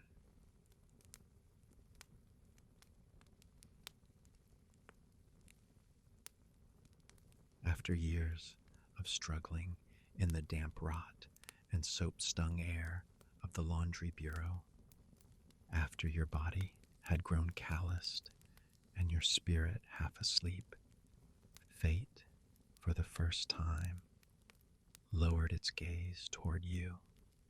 It did not come as some miraculous twist of chance, but as the quiet harvest of years spent walking on the edge of fear, and the patient germination of seeds planted long ago in those candlelit days of study at the inner academy. Your master, the old eunuch of some standing within the directorate of court affairs, had in an offhand conversation noticed something, a spark still alive in your words, and the elegant hand that, in secret nights, practiced the slender, balanced strokes of palace script. Perhaps pity moved him, or perhaps calculation, the thought of grooming a young branch for his own faction's future. After a flurry of discreet offerings and whispered exchanges, a transfer order appeared. Overnight, you were lifted from the reek of lye and the sting of wet cloth, and placed within one of the 24 eunuch departments, the inner storage bureau, the 24 offices, that immense, intricate machine of the Ming court, each cog turning with measured silence, controlling the wealth and logistics of an empire. Your new bureau, the inner treasury, guarded bolts of imperial silk, ingots of silver, pearls and jade, the lifeblood of the throne. When you first stepped into that high, cool hall, breathing the mingled scent of camphor and aged silk, your fingers trembled. You touched the thick, soft ledgers of Juan paper, each one recording the rise and fall of treasure, and the cold weight of the official seal pressed into your palm. In that moment, you felt it. You were touching not dust or water, but power, symbols that could tilt the destinies of countless lives, lay suddenly within your reach. You soon discovered that the eunuch bureaucracy was its own mirror of the civil court, a distorted yet astonishingly efficient twin. There were hierarchies of advancement from scribe to supervisor to chief of accounts to vice secretary, each promotion a carp leaping for the dragon gate. There were factions vying for control of procurement and verification, maneuvering in the shadows with smiles sharp as blades. And beneath it all, the thousand unwritten rules. To climb, diligence was never enough. You had to choose your side, to offer filial tokens on the right festivals, to read what lay unsaid in a superior's smallest gesture, and act before command was given. Your pay, once so thin that you and Singer had to count every coin, now vanished half unseen into the sleeves of the men above you. Tribute paid for survival, and as your vision widened, you saw it. The power of eunuchs did not end at these vermilion walls, because emperors feared the civil officials, those literati networks that could challenge the throne. Many of the empire's most crucial offices were given to their own. Military eunuchs were stationed at border garrisons, ostensibly as assistants, in truth as the emperor's eyes and ears, able to sway the outcome of campaigns. Silk and porcelain inspectors ruled over the southern cities of Suchao and Hangzhou, commanding the supply of luxury goods, their influence reaching the heavens themselves. In provinces far from the capital, imperial mining eunuchs held sealed edicts that bore the dragon's mark and wielded authority so absolute that even governors and generals bowed to them in silence. To be sent out as such an imperial envoy was the fastest road to wealth and power. One of your countrymen, once as poor and desperate as you, had been posted to Canton to supervise foreign trade. Within a few years, he returned a legend. Estates, silver, servants, his family name restored in glory. Watching him, you felt that long dormant spark inside you. The flame kindled in the academy, nearly smothered in the laundry bureau, suddenly explode. Your ambition roared to life. Survival was no longer enough. You would not remain a mere clerk, scribbling the fortunes of others. You would climb. You would ascend that gleaming pyramid all eunuchs dreamed of. To the summit, the Directorate of Ceremonial Supervision, the Ceremonial Directorate, first among the 12 directorates, the unchallenged heart of eunuch power. Its authority was beyond the comprehension of common men. Every memorial that galloped the 600 miles to the capital first passed through the hands of its scribes. Every imperial edict that decided the fate of the nation was drafted by its chief eunuchs, sealed by their hand. Before it bore the dragon's voice. The directorate was the emperor's tongue, his eyes, his silent mind. To enter it was to step into the empire's central nerve, to move from the margins of power to its living core. Historians would later quarrel over what it all meant, Some claimed the eunuch system had grown into a third government, the emperor's instrument for balancing and controlling the outer court. Others saw it as a shadow government, a tumor feeding on the body of the state, its unchecked expansion rotting the empire from within. But as you stood among the towering shelves of the inner treasury, breathing the mingled dust of time and silk, you had no thought for theories.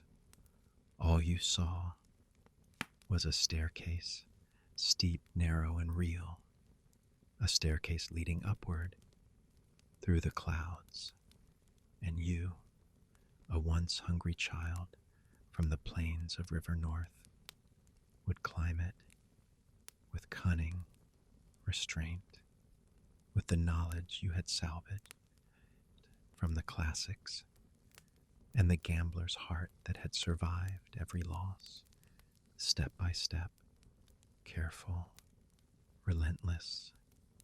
You would rise. You dreamed of the day when the blue of your clerk's robe would give way to the crimson of rank, when your hand would no longer hold the brush that counted goods, but the vermilion pen that sealed the fate of men. Through years of quiet diligence and the poised caution you'd honed in the inner treasury, through that modest seed of learning once planted in the inner academy, came at last the opportunity that would alter your life forever. It arrived not as grace, but as calculation. Your superior, ever shrewd, offered you up as a valuable investment, recommending you to serve as the personal attendant and study companion to a young imperial prince in the perilous labyrinth of the Forbidden City. Such an assignment was both a golden ladder and a blade held to the throat. The princes, born behind layers of gates and courtyards, grew up untouched by the outside world, save for their mothers, wet nurses, and old nannies. You, the eunuch, by their side, were the only constant man in their orbit. Your duties went far beyond service. You woke him, dressed him, washed his face, combed his hair, tasted his food before he ate it. At night, you lay on the mat outside his chamber, ears attuned to the faintest whimper, and when nightmares woke him, tears trembling in his lashes, it was your calloused, trembling hand that wiped them away. You became everything to him to be, his playmate, his shadow, his teacher, his silent guardian. In that lonely, rule-bound childhood, you were his one safe harbor. Your bond defied language. Between you stretched the unbridgeable gulf of master and servant. Yet across that gulf grew something like kinship, a warmth carved out of daily nearness, a tenderness born from repetition. He began to call you by private names, nicknames lifted from operas and games, secret words only you two understood. He trusted you as a child trusts the air he breathes. You learned instinctively how to turn that trust into power, not through deceit, but through understanding. When the scholars of the Imperial Academy droned over the classics, their voices dry as dust, you would slip in a folk tale, and suddenly the lesson came alive. When he was scolded by his tutors or rebuked by his father, you were the one who sat with him in silence, spoke gently until the sobs broke into laughter again. You knew his world more intimately than anyone alive. You knew which sweets softened his temper, which bitter medicines he could not bear. You knew when to speak, when to listen, and when the silence itself was a kind of comfort. That understanding, that absolute trust, became your truest currency, an invisible form of power, more potent than any title or seal. In time, you became his gatekeeper.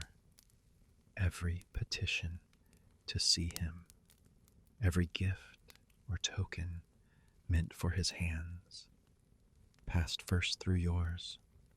You filtered, arranged, refused, delayed, until your quiet presence stood between him and the rest of the world. You became the door and the key. But within that intimacy lurked danger. The histories are heavy with the ghosts of men who flew too close to the sun, those eunuchs who bent young emperors to their will, who ruled from behind the curtain until the blade came for them. There were men like Lin Jin, the serpent of the radiant emperor's court, whose whisper turned the throne into a private playground of excess. And there were others, Feng Bao of the long peace reign, Zheng He before him, men who served with loyalty, who built fleets and empires, and died with honor. The debate raged for centuries. Were eunuchs the ruin of princes, or their salvation? Did they corrupt or protect? Did their servitude nurture decadence, or provide the only stable love a child of dragons could ever know? You understood the truth. Both were possible, and both were perilous. You walked a wire stretched over an abyss. One side, the promise of boundless power. The other, ruin without a name. Every smile, every word, every bow had to balance between devotion and distance. Too much affection, and you risked arrogance. Too much restraint, and you'd lose his heart. So you became a master of the invisible, a performer on the narrowest stage. Each day, you danced between loyalty and ambition, love and self-preservation. And as you watched that boy, his face still soft with youth, his robe embroidered with curling golden dragons, you understood something with a clarity that chilled you. From the moment you were placed beside him, your fate was no longer your own. His rise would lift you to the heavens. His fall would drag you to the grave. You had staked everything, your career, your body, your one remaining thread of life, on this child of heaven.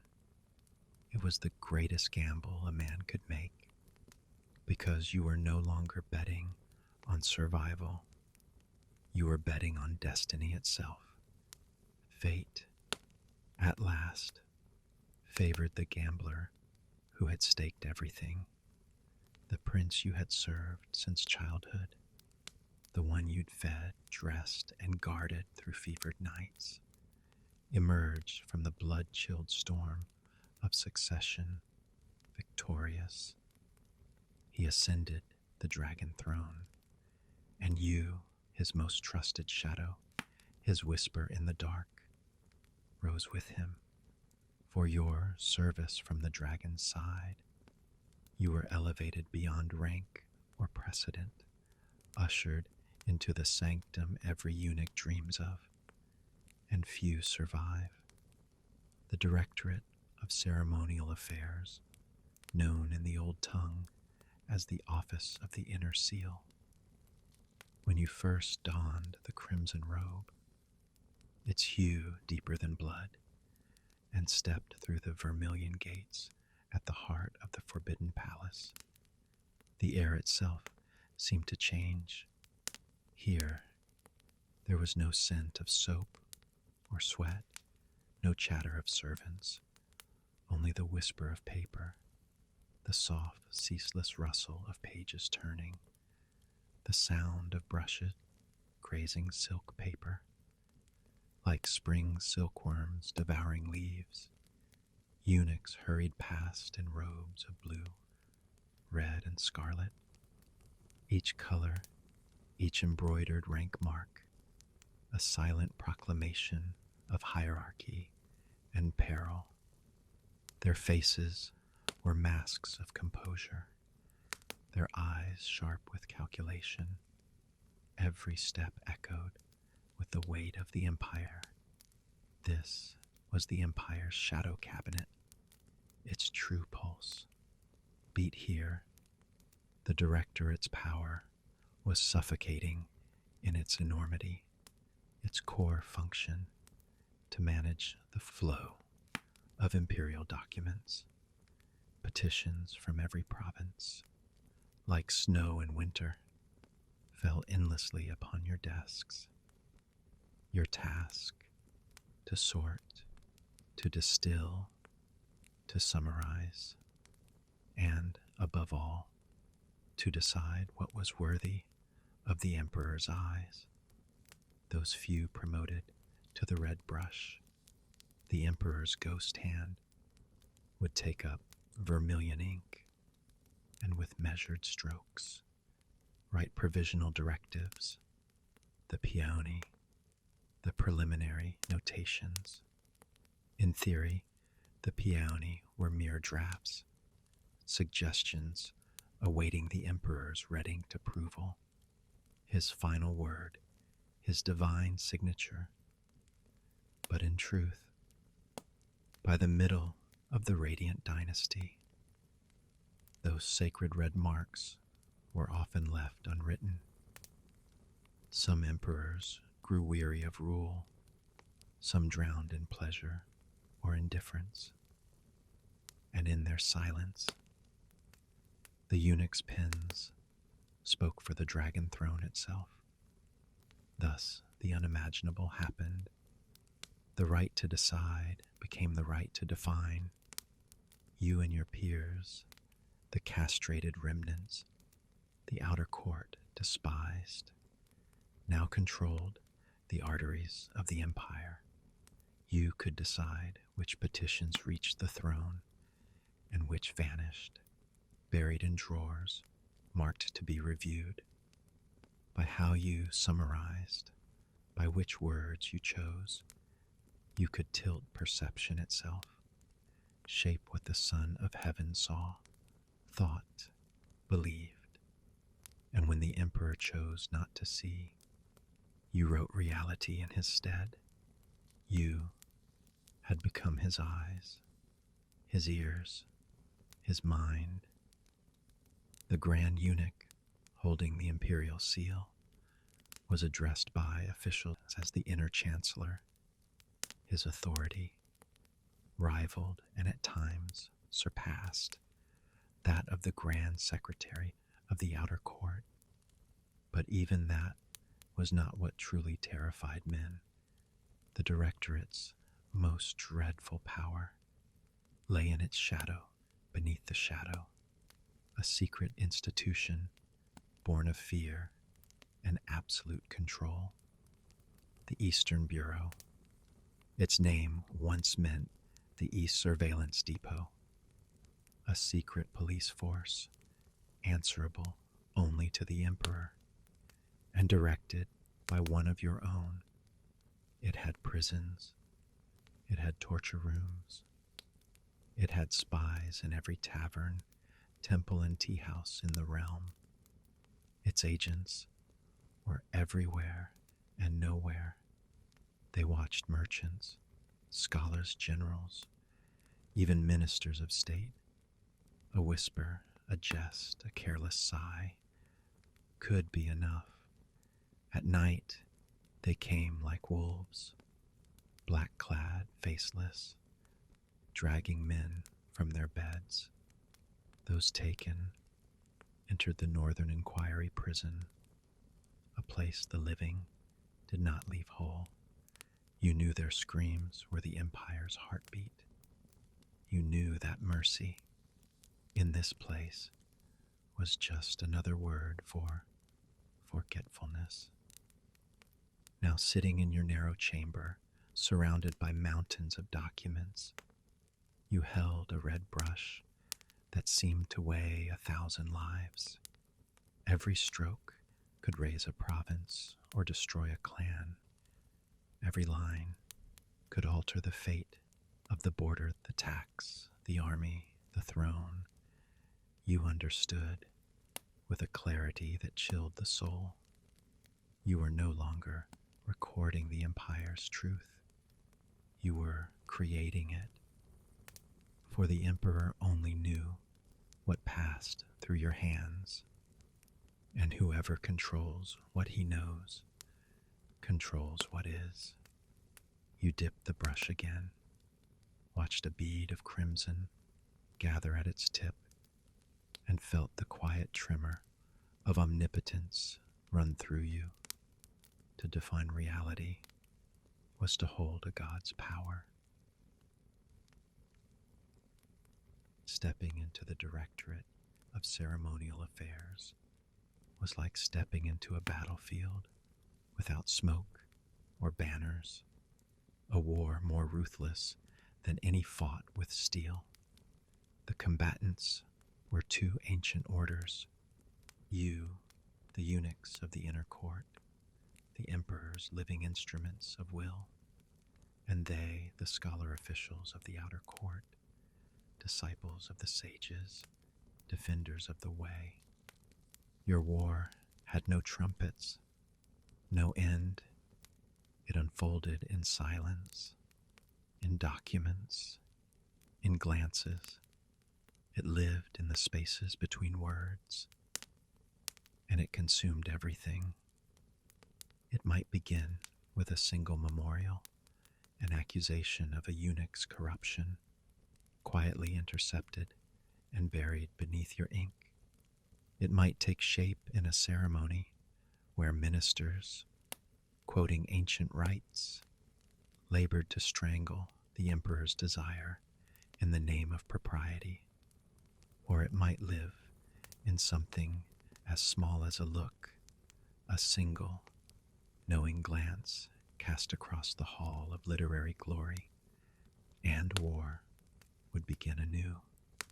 You despised each other. They saw you as monsters, half men, uneducated flatterers, usurpers who worm their way to power through cunning and deceit. To them, you were vermin in silk, the rot behind the red walls. They believed governance was the birthright of the literati, a divine lineage passed through the civil examinations, sanctified by ink and virtue. You were blasphemy incarnate, but you knew their hypocrisy too well. You'd watched them kneel in the throne hall, mouths full of righteousness, only to whisper and conspire once the doors closed. They spoke of loyalty, but served their factions. They worshipped ancestral law, but only because it chained the emperor and preserved their own dominion. To you, they were fossils, and you, cut off from bloodlines, purged of private ambition, believed yourselves the emperor's truest hands. You served not family nor clan, but the will that sat out the dragon throne. Historians would later argue the meaning of this struggle. Some, like modern analyst Huang Renyu, called it structural, a clash between the emperor's personal will and the bureaucratic will of the state.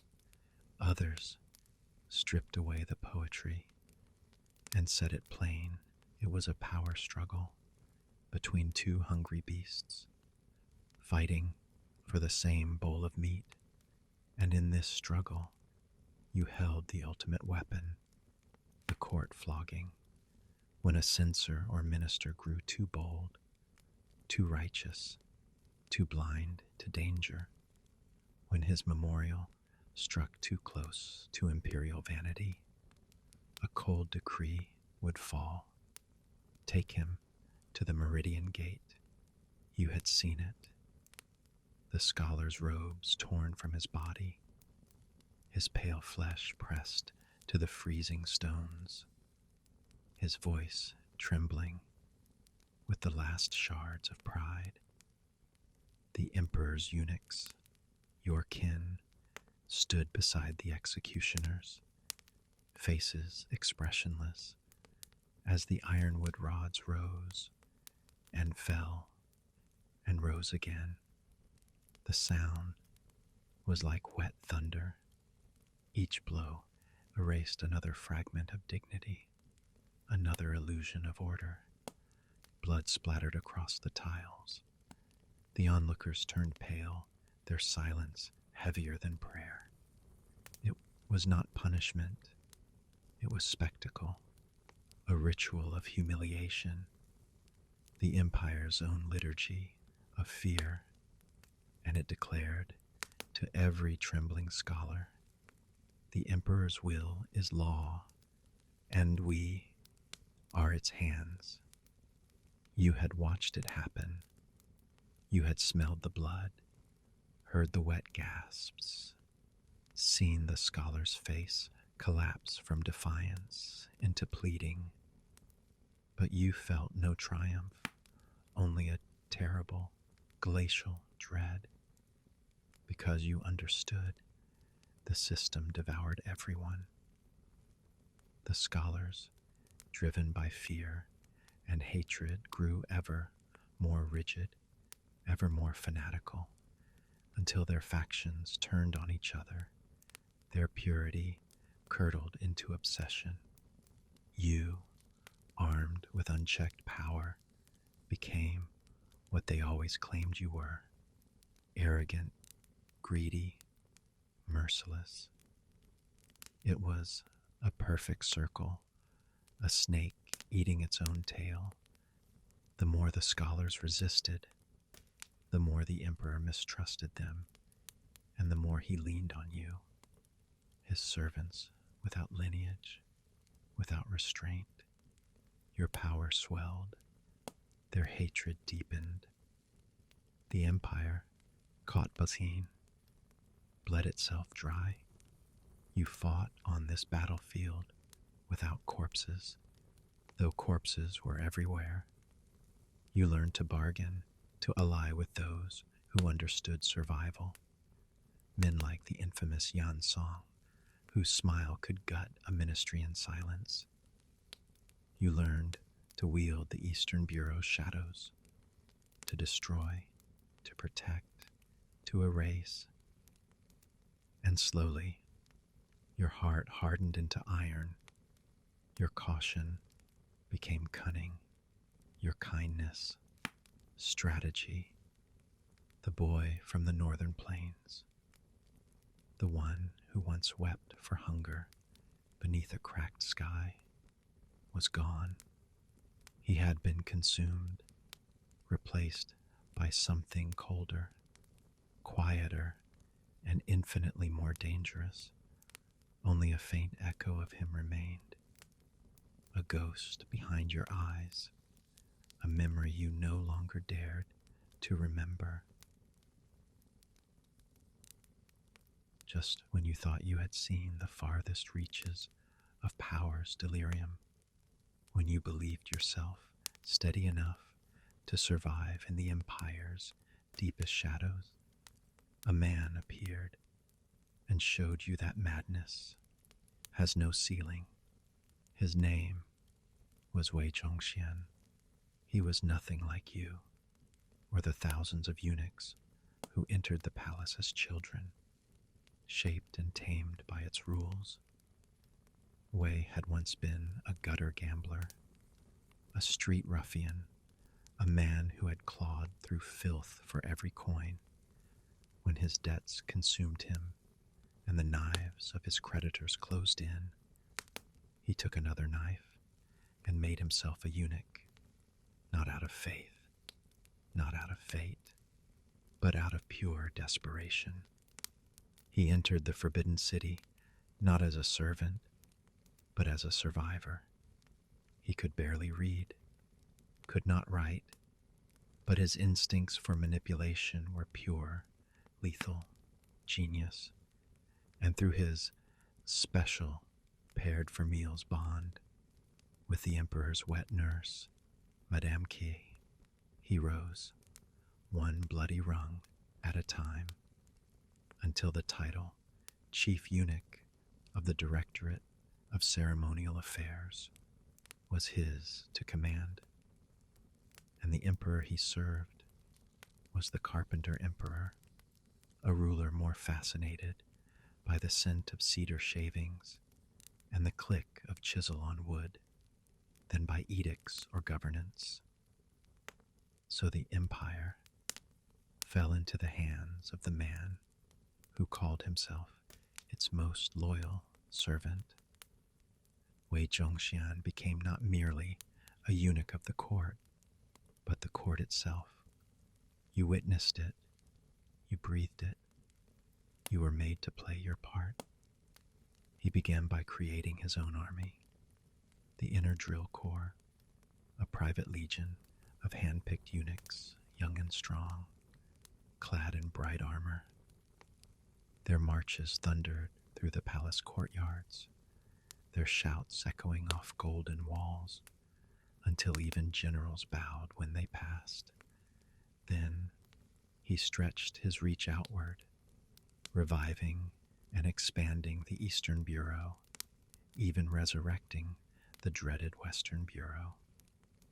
He spun a net of eyes and knives across the realm, a whispering web that clung to the walls of tea houses and magistrate halls alike. No one was beyond its touch, not ministers, not governors, not scholars, not even beggars. Every word spoken against him, every sigh too heavy with thought, was heard, recorded, punished, and then began the cleansing. Wei turned his fury toward the Donglan scholars, men of conscience, men who had once believed words could move mountains. One by one, they were dragged into the imperial prisons.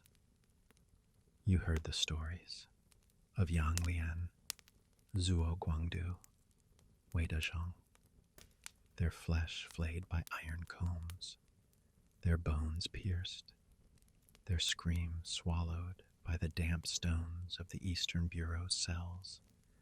When their bodies were returned, they were no longer bodies, but ruin. No one spoke their names again. The court fell silent. Even the air seemed to bow, and those who remained learned to kneel. The same scholars who once condemned eunuchs from their ivory pulpits now lined up to call Wei Zhongxian father, grandfather, their lips trembling with borrowed devotion. They sent gifts, wrote poems, begged for notice. The eunuch faction swelled, a grotesque parade of cowardice and convenience. You saw them, heads pressed low, bodies folded like paper, their faces slick with sweat as they whispered flattery. You saw the shame in their eyes and the satisfaction in his. And then came the altars. They built shrines to him, not after death, but while his breath still fogged the mirror. In cities and towns across the empire, temples rose, incense burned, Statues were cast in his image. He was worshipped. The emperor was called 10,000 years. Wei Zhongxian, 9,000. His decrees bore both their names. We, the emperor, and the minister of the bureau, have decided, as if heaven itself had appointed a second sun to the sky. Those years were like a fever. Even daylight smelled of blood. You, though counted among his subordinates, felt only dread. For you had seen tyranny before, but never this carnival of power, this inversion of every order heaven had decreed. Wei's reign was not simply corruption, it was unmaking. He tore the moral sinew from the empire's bones. He made loyalty a joke, justice a tool, and fear the only language left. Later generations would debate him endlessly. Was he an accident, a devil who slipped through history's cracks? Or was he inevitable, the logical child of a dying system, of emperors who no longer ruled, of officials who no longer served, of laws that no longer bound? To you, the answer was clear. Wei Zhongxian was not the disease. He was its final symptom, the moment the fever burned through the flesh and left only smoke. He was the mirror that forced you to look upon what your empire had already become. And when you looked, you saw not just him. You saw the emperor's apathy, the minister's cowardice, and behind them all, the crumbling heart of a dynasty that had long since begun to die. What you witnessed was not one man's madness. It was the end of a world. Fate, at last, showed mercy. The storm that Wei Zhongxian had loosed upon the empire, that fevered carnival of cruelty and madness, did not last long. After 7 years on the throne, the carpenter emperor died childless, and the crown passed to his younger brother, Prince Xin of the royal house, the man history would call the last emperor of Ming. From the moment he ascended, the young sovereign's loathing for Wei Zhongxian burned like a sword newly drawn. He struck hard, struck fast, and swept the 9,000-year lord and his brood from the earth. You remember the decree, the fear, the scrambling of courtiers tearing off badges and seals. You remember how the once omnipotent tyrant, that shadow who had dared to share the emperor's title, was hounded from the capital like a plague bearer, and in the end, in a lonely inn at Fuqing, Wei Zhongxian met his own verdict: a rope, a ceiling beam, and silence. Thus ended a life of grotesque power and unrelieved sin. You survived, barely. Your name, muted and unambitious, had kept you out of the records that mattered. You were spared the purge, spared the blade, spared even the shame of association. But survival came with clarity. You knew then, with the kind of cold certainty that pierces bone, that the empire you had served, this dynasty whose pulse you had once felt beneath your fingers, was dying from within. Any realm that could birth a monster like Wei Zhongxian was already rotten to its marrow. After those years of suffocating terror, the endless conspiracies, the whiplash of favor and ruin, You grew weary, not merely of politics, but of power itself. So you began to turn inward. You tended to your private life, to your silence, to the thin flame of humanity that still survived in you. You had a modest estate outside the walls, bought with years of quiet accumulation, and your paired for meals companion, Shinger, found at last a gentler rhythm in her own servitude.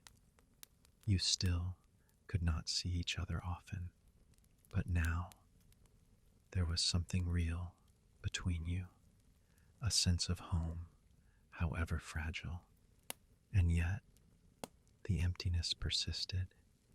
It haunted you, a hollow ache that echoed louder in the quiet hours of the night. What you lacked was a root, a bloodline, a thread that connected you to the living world. In the eyes of the old sages, there is no sin greater than to leave no heir. As a eunuch, that destiny had been carved from you.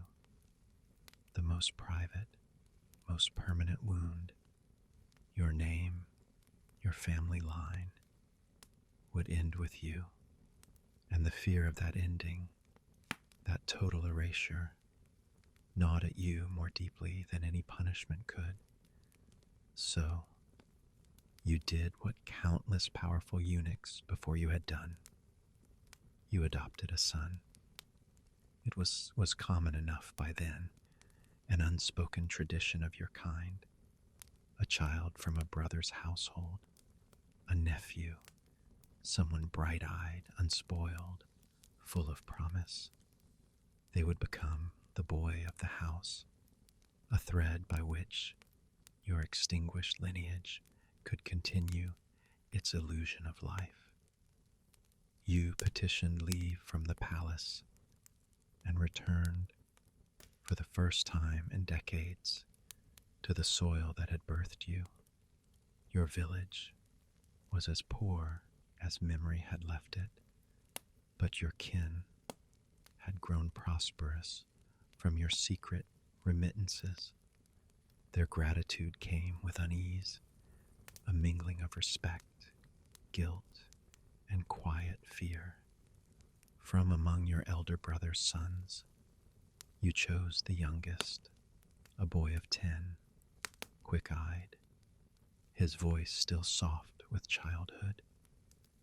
You gave your brother silver, enough to free his descendants from want for a generation, and you brought the boy, your son, back to the capital. From that moment on, he bore your name. He would inherit your property, your connections, your shadow. And when your body returned to dust, he would wear mourning cloth, light the incense, and whisper your name before the ancestral tablet, so that somewhere beyond the veil, you might not wander as a nameless ghost. You hired the best tutors in the city, had him learn the 4 books, the 8-legged essay, dreamed, perhaps foolishly, that he might one day earn the degree you never could. You poured into him all the love you had been forbidden to give, a love that trembled between pride and atonement. You raised him not merely as heir, but as redemption. The two of you became something the world had no word for, a father and son without blood, a family built from absence, stitched together by longing. Scholars of later ages would debate your kind. Some would say you were only reaching for belonging, an imitation of lineage to soothe a lifetime of exile. Others would call it politics, a shadow inheritance, a way for eunuchs to pass on their power, to forge a false nobility that rivaled the throne itself. But you knew it was neither. You were simply afraid of dying alone, afraid that when your candle burned out, no one would remember the warmth it gave. You had even heard of those lesser eunuchs, too poor to adopt, who buried themselves with carved wooden children, tiny figures placed lovingly beside their corpses, so they would not descend into the afterlife unaccompanied, foolish, and heartbreakingly human. And so, on quiet nights, you watched your boy under lamplight, his head bent over a scroll, his lips whispering, "The Master says," and in his profile, you saw something almost sacred, a circle, closing, a life, repaired, if only in symbol. You, the outcast, the unwhole, the condemned, had at last fulfilled the one commandment that your mutilated body had long denied you. Through artifice, you reclaimed the essence of filial piety. Through illusion, you made truth.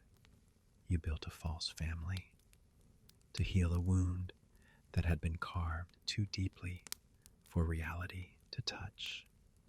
And that, perhaps, was the bravest and gentlest act of defiance in your entire life.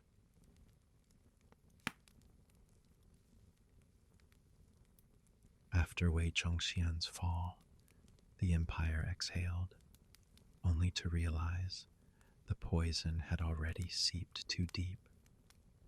The last emperor of Ming, young ascetic, burning with reformist zeal, tried with all his might to right the ship, to drag the Ming back from the brink. But the vessel was too old, too cracked at the keel. Inside, corruption festered. Outside, famine and rebellion gnawed at the borders. The dynasty drifted like a shattered hull through a storm that would not end. And you, steady, cautious, a survivor of storms, found, against all odds, that you were thriving. You had learned when to bow, when to be silent, when to speak. Your record was clean, your alliances prudent, your loyalty well-timed. In a court full of ruins, you became one of the last pillars, still standing. Now, you were no longer the nameless servant bowing at the door. Now, men bowed to you. Young eunuchs, fresh from the province, lowered their heads and called you Lao Gong Gong, Old Master. The title carried both fear and reverence. Your life entered what the world might call your golden years. Wealth came to you as if by gravity, a snowball rolling down the slope of power, swelling as it fell. Part of it came from your salary, the generous stipends of festivals and imperial favors, but most of it came from the gray river beneath the surface, those quiet understandings that no one dared to name. As one of the scribes of the secretariat, you stood at the gate between knowledge and command every day. A torrent of officials from the outer court, governors, ministers, even censors, sought you out, whispering, pleading, bargaining. They came not for your friendship, but for access, for a word passed upward, a message carried inward, a hint of what the emperor thought in the silence of his chambers. And every whispered favor, every small adjustment, came wrapped in silk, or silver or jade. You also oversaw imperial estates, the weaving workshops of Suzhou, the porcelain kilns of Jingdezhen. Each inspection was a feast. Local officials lined the roads to greet you, bearing scrolls, antiques, jewelry, courtesans as delicate as porcelain. To please you was to survive. To offend you was to vanish. You even used your authority to quietly claim fertile lands on the outskirts of Beijing, leasing them to tenant farmers, collecting rent like a minor prince. And so your fortune grew, layer upon layer, coin upon coin. You were hardly the first. The archives groaned with stories of eunuchs richer than kings. Liu Jin, a century before you, whose confiscated wealth once rivaled the empire's entire annual revenue. You are walking in the footsteps of giants, of monsters, of God. Your mansion in the capital reflected it all. 5 courtyards deep, pools, pavilions, carved eaves. By day, it echoed with the footfalls of servants. By night, it glowed with lamps, music, and laughter. There you feasted, bargained, entertained, while your adopted son read by lamplight in his chamber, his tutors shaping him into the scholar you could never be. Sometimes, when wine blurred your memory, you forgot the barefoot boy you once were, the starving child from Hebei who had walked through the palace gates with nothing but hunger and hope. But in the stillness after the guests were gone, when the lamps burned low and the air smelled faintly of ash, you remembered and you understood. Power is a mirage, favor, a coin that flips on the wind. Even emperors change faces overnight. You knew this glittering life was nothing but frost on the mirror, brilliant and vanishing. You are old now, your back curved, your hair silvered, and though your robes were lined with fur, you could feel the cold creeping inward, quietly every year. You began to plan, with the same precision that had once kept you alive, for your end. A eunuch could not go home. You were a shame to your bloodline, a ghost to your clan, nor would the palace keep you. Once your use was gone, so were you. So, like many before you, you built your own salvation. At the western edge of the capital, on a slope blessed by geomancers and guarded by wind and pine, you raised a temple. It was magnificent, crafted from sandalwood and white stone, its beams perfumed, its halls echoing with the hollow calm of prayer. You hired the best artisans and endowed it with fields and orchards, lands of incense they were called, whose rents would feed the monks long after your body had turned to dust. Officially, it was a gift to the throne, a house of merit, a shrine for the emperor's health, but in truth, it was your refuge, your final home. When your hands could no longer hold a brush, you would retreat there, to the rhythm of bells and drums, to the flicker of lamps on bronze. And when you died, you would sleep beneath the cedars behind the temple, in a tomb already carved, already waiting. Centuries later, they would call that place Baboshan, the revolutionary cemetery. But before that, it was yours. It was the eunuch's resting ground, a silent parliament of those who had once whispered in the ears of emperors. Historians would argue forever about your kind. Were you parasites or patrons? Did your greed bleed the empire? Or did your gold keep its economy alive a little longer? The scholars who loved numbers said, your lavish spending, your mansions, your temples, your silks, fueled trade, moved silver, kept the cities breathing. They called it the economy of shadows. A strange engine run by forbidden hands. But those who worshipped the moral order called you all a plague, a sickness that drained the empire dry. They saw your temple not as a monument, but as a tomb built from stolen virtue. And perhaps both were right. Now may you stand before your temple, its great hall bathed in the light of the setting sun. The golden Buddha before you glows, its face calm, its eyes eternal.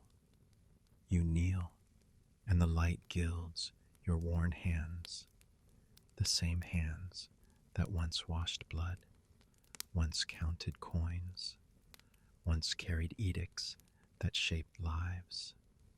You close your eyes, and in the silence between two heartbeats, you feel, perhaps for the first time, peace.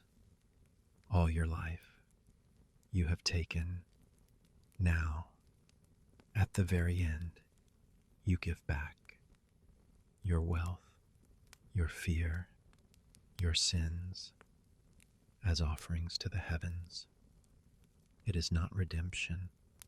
It is not forgiveness, but it is something, a final gesture, a weary man's attempt to trade the weight of his guilt for a whisper of eternity. And in that dying light, the empire fades behind you, a dream already dissolving, while your soul at last begins to rest.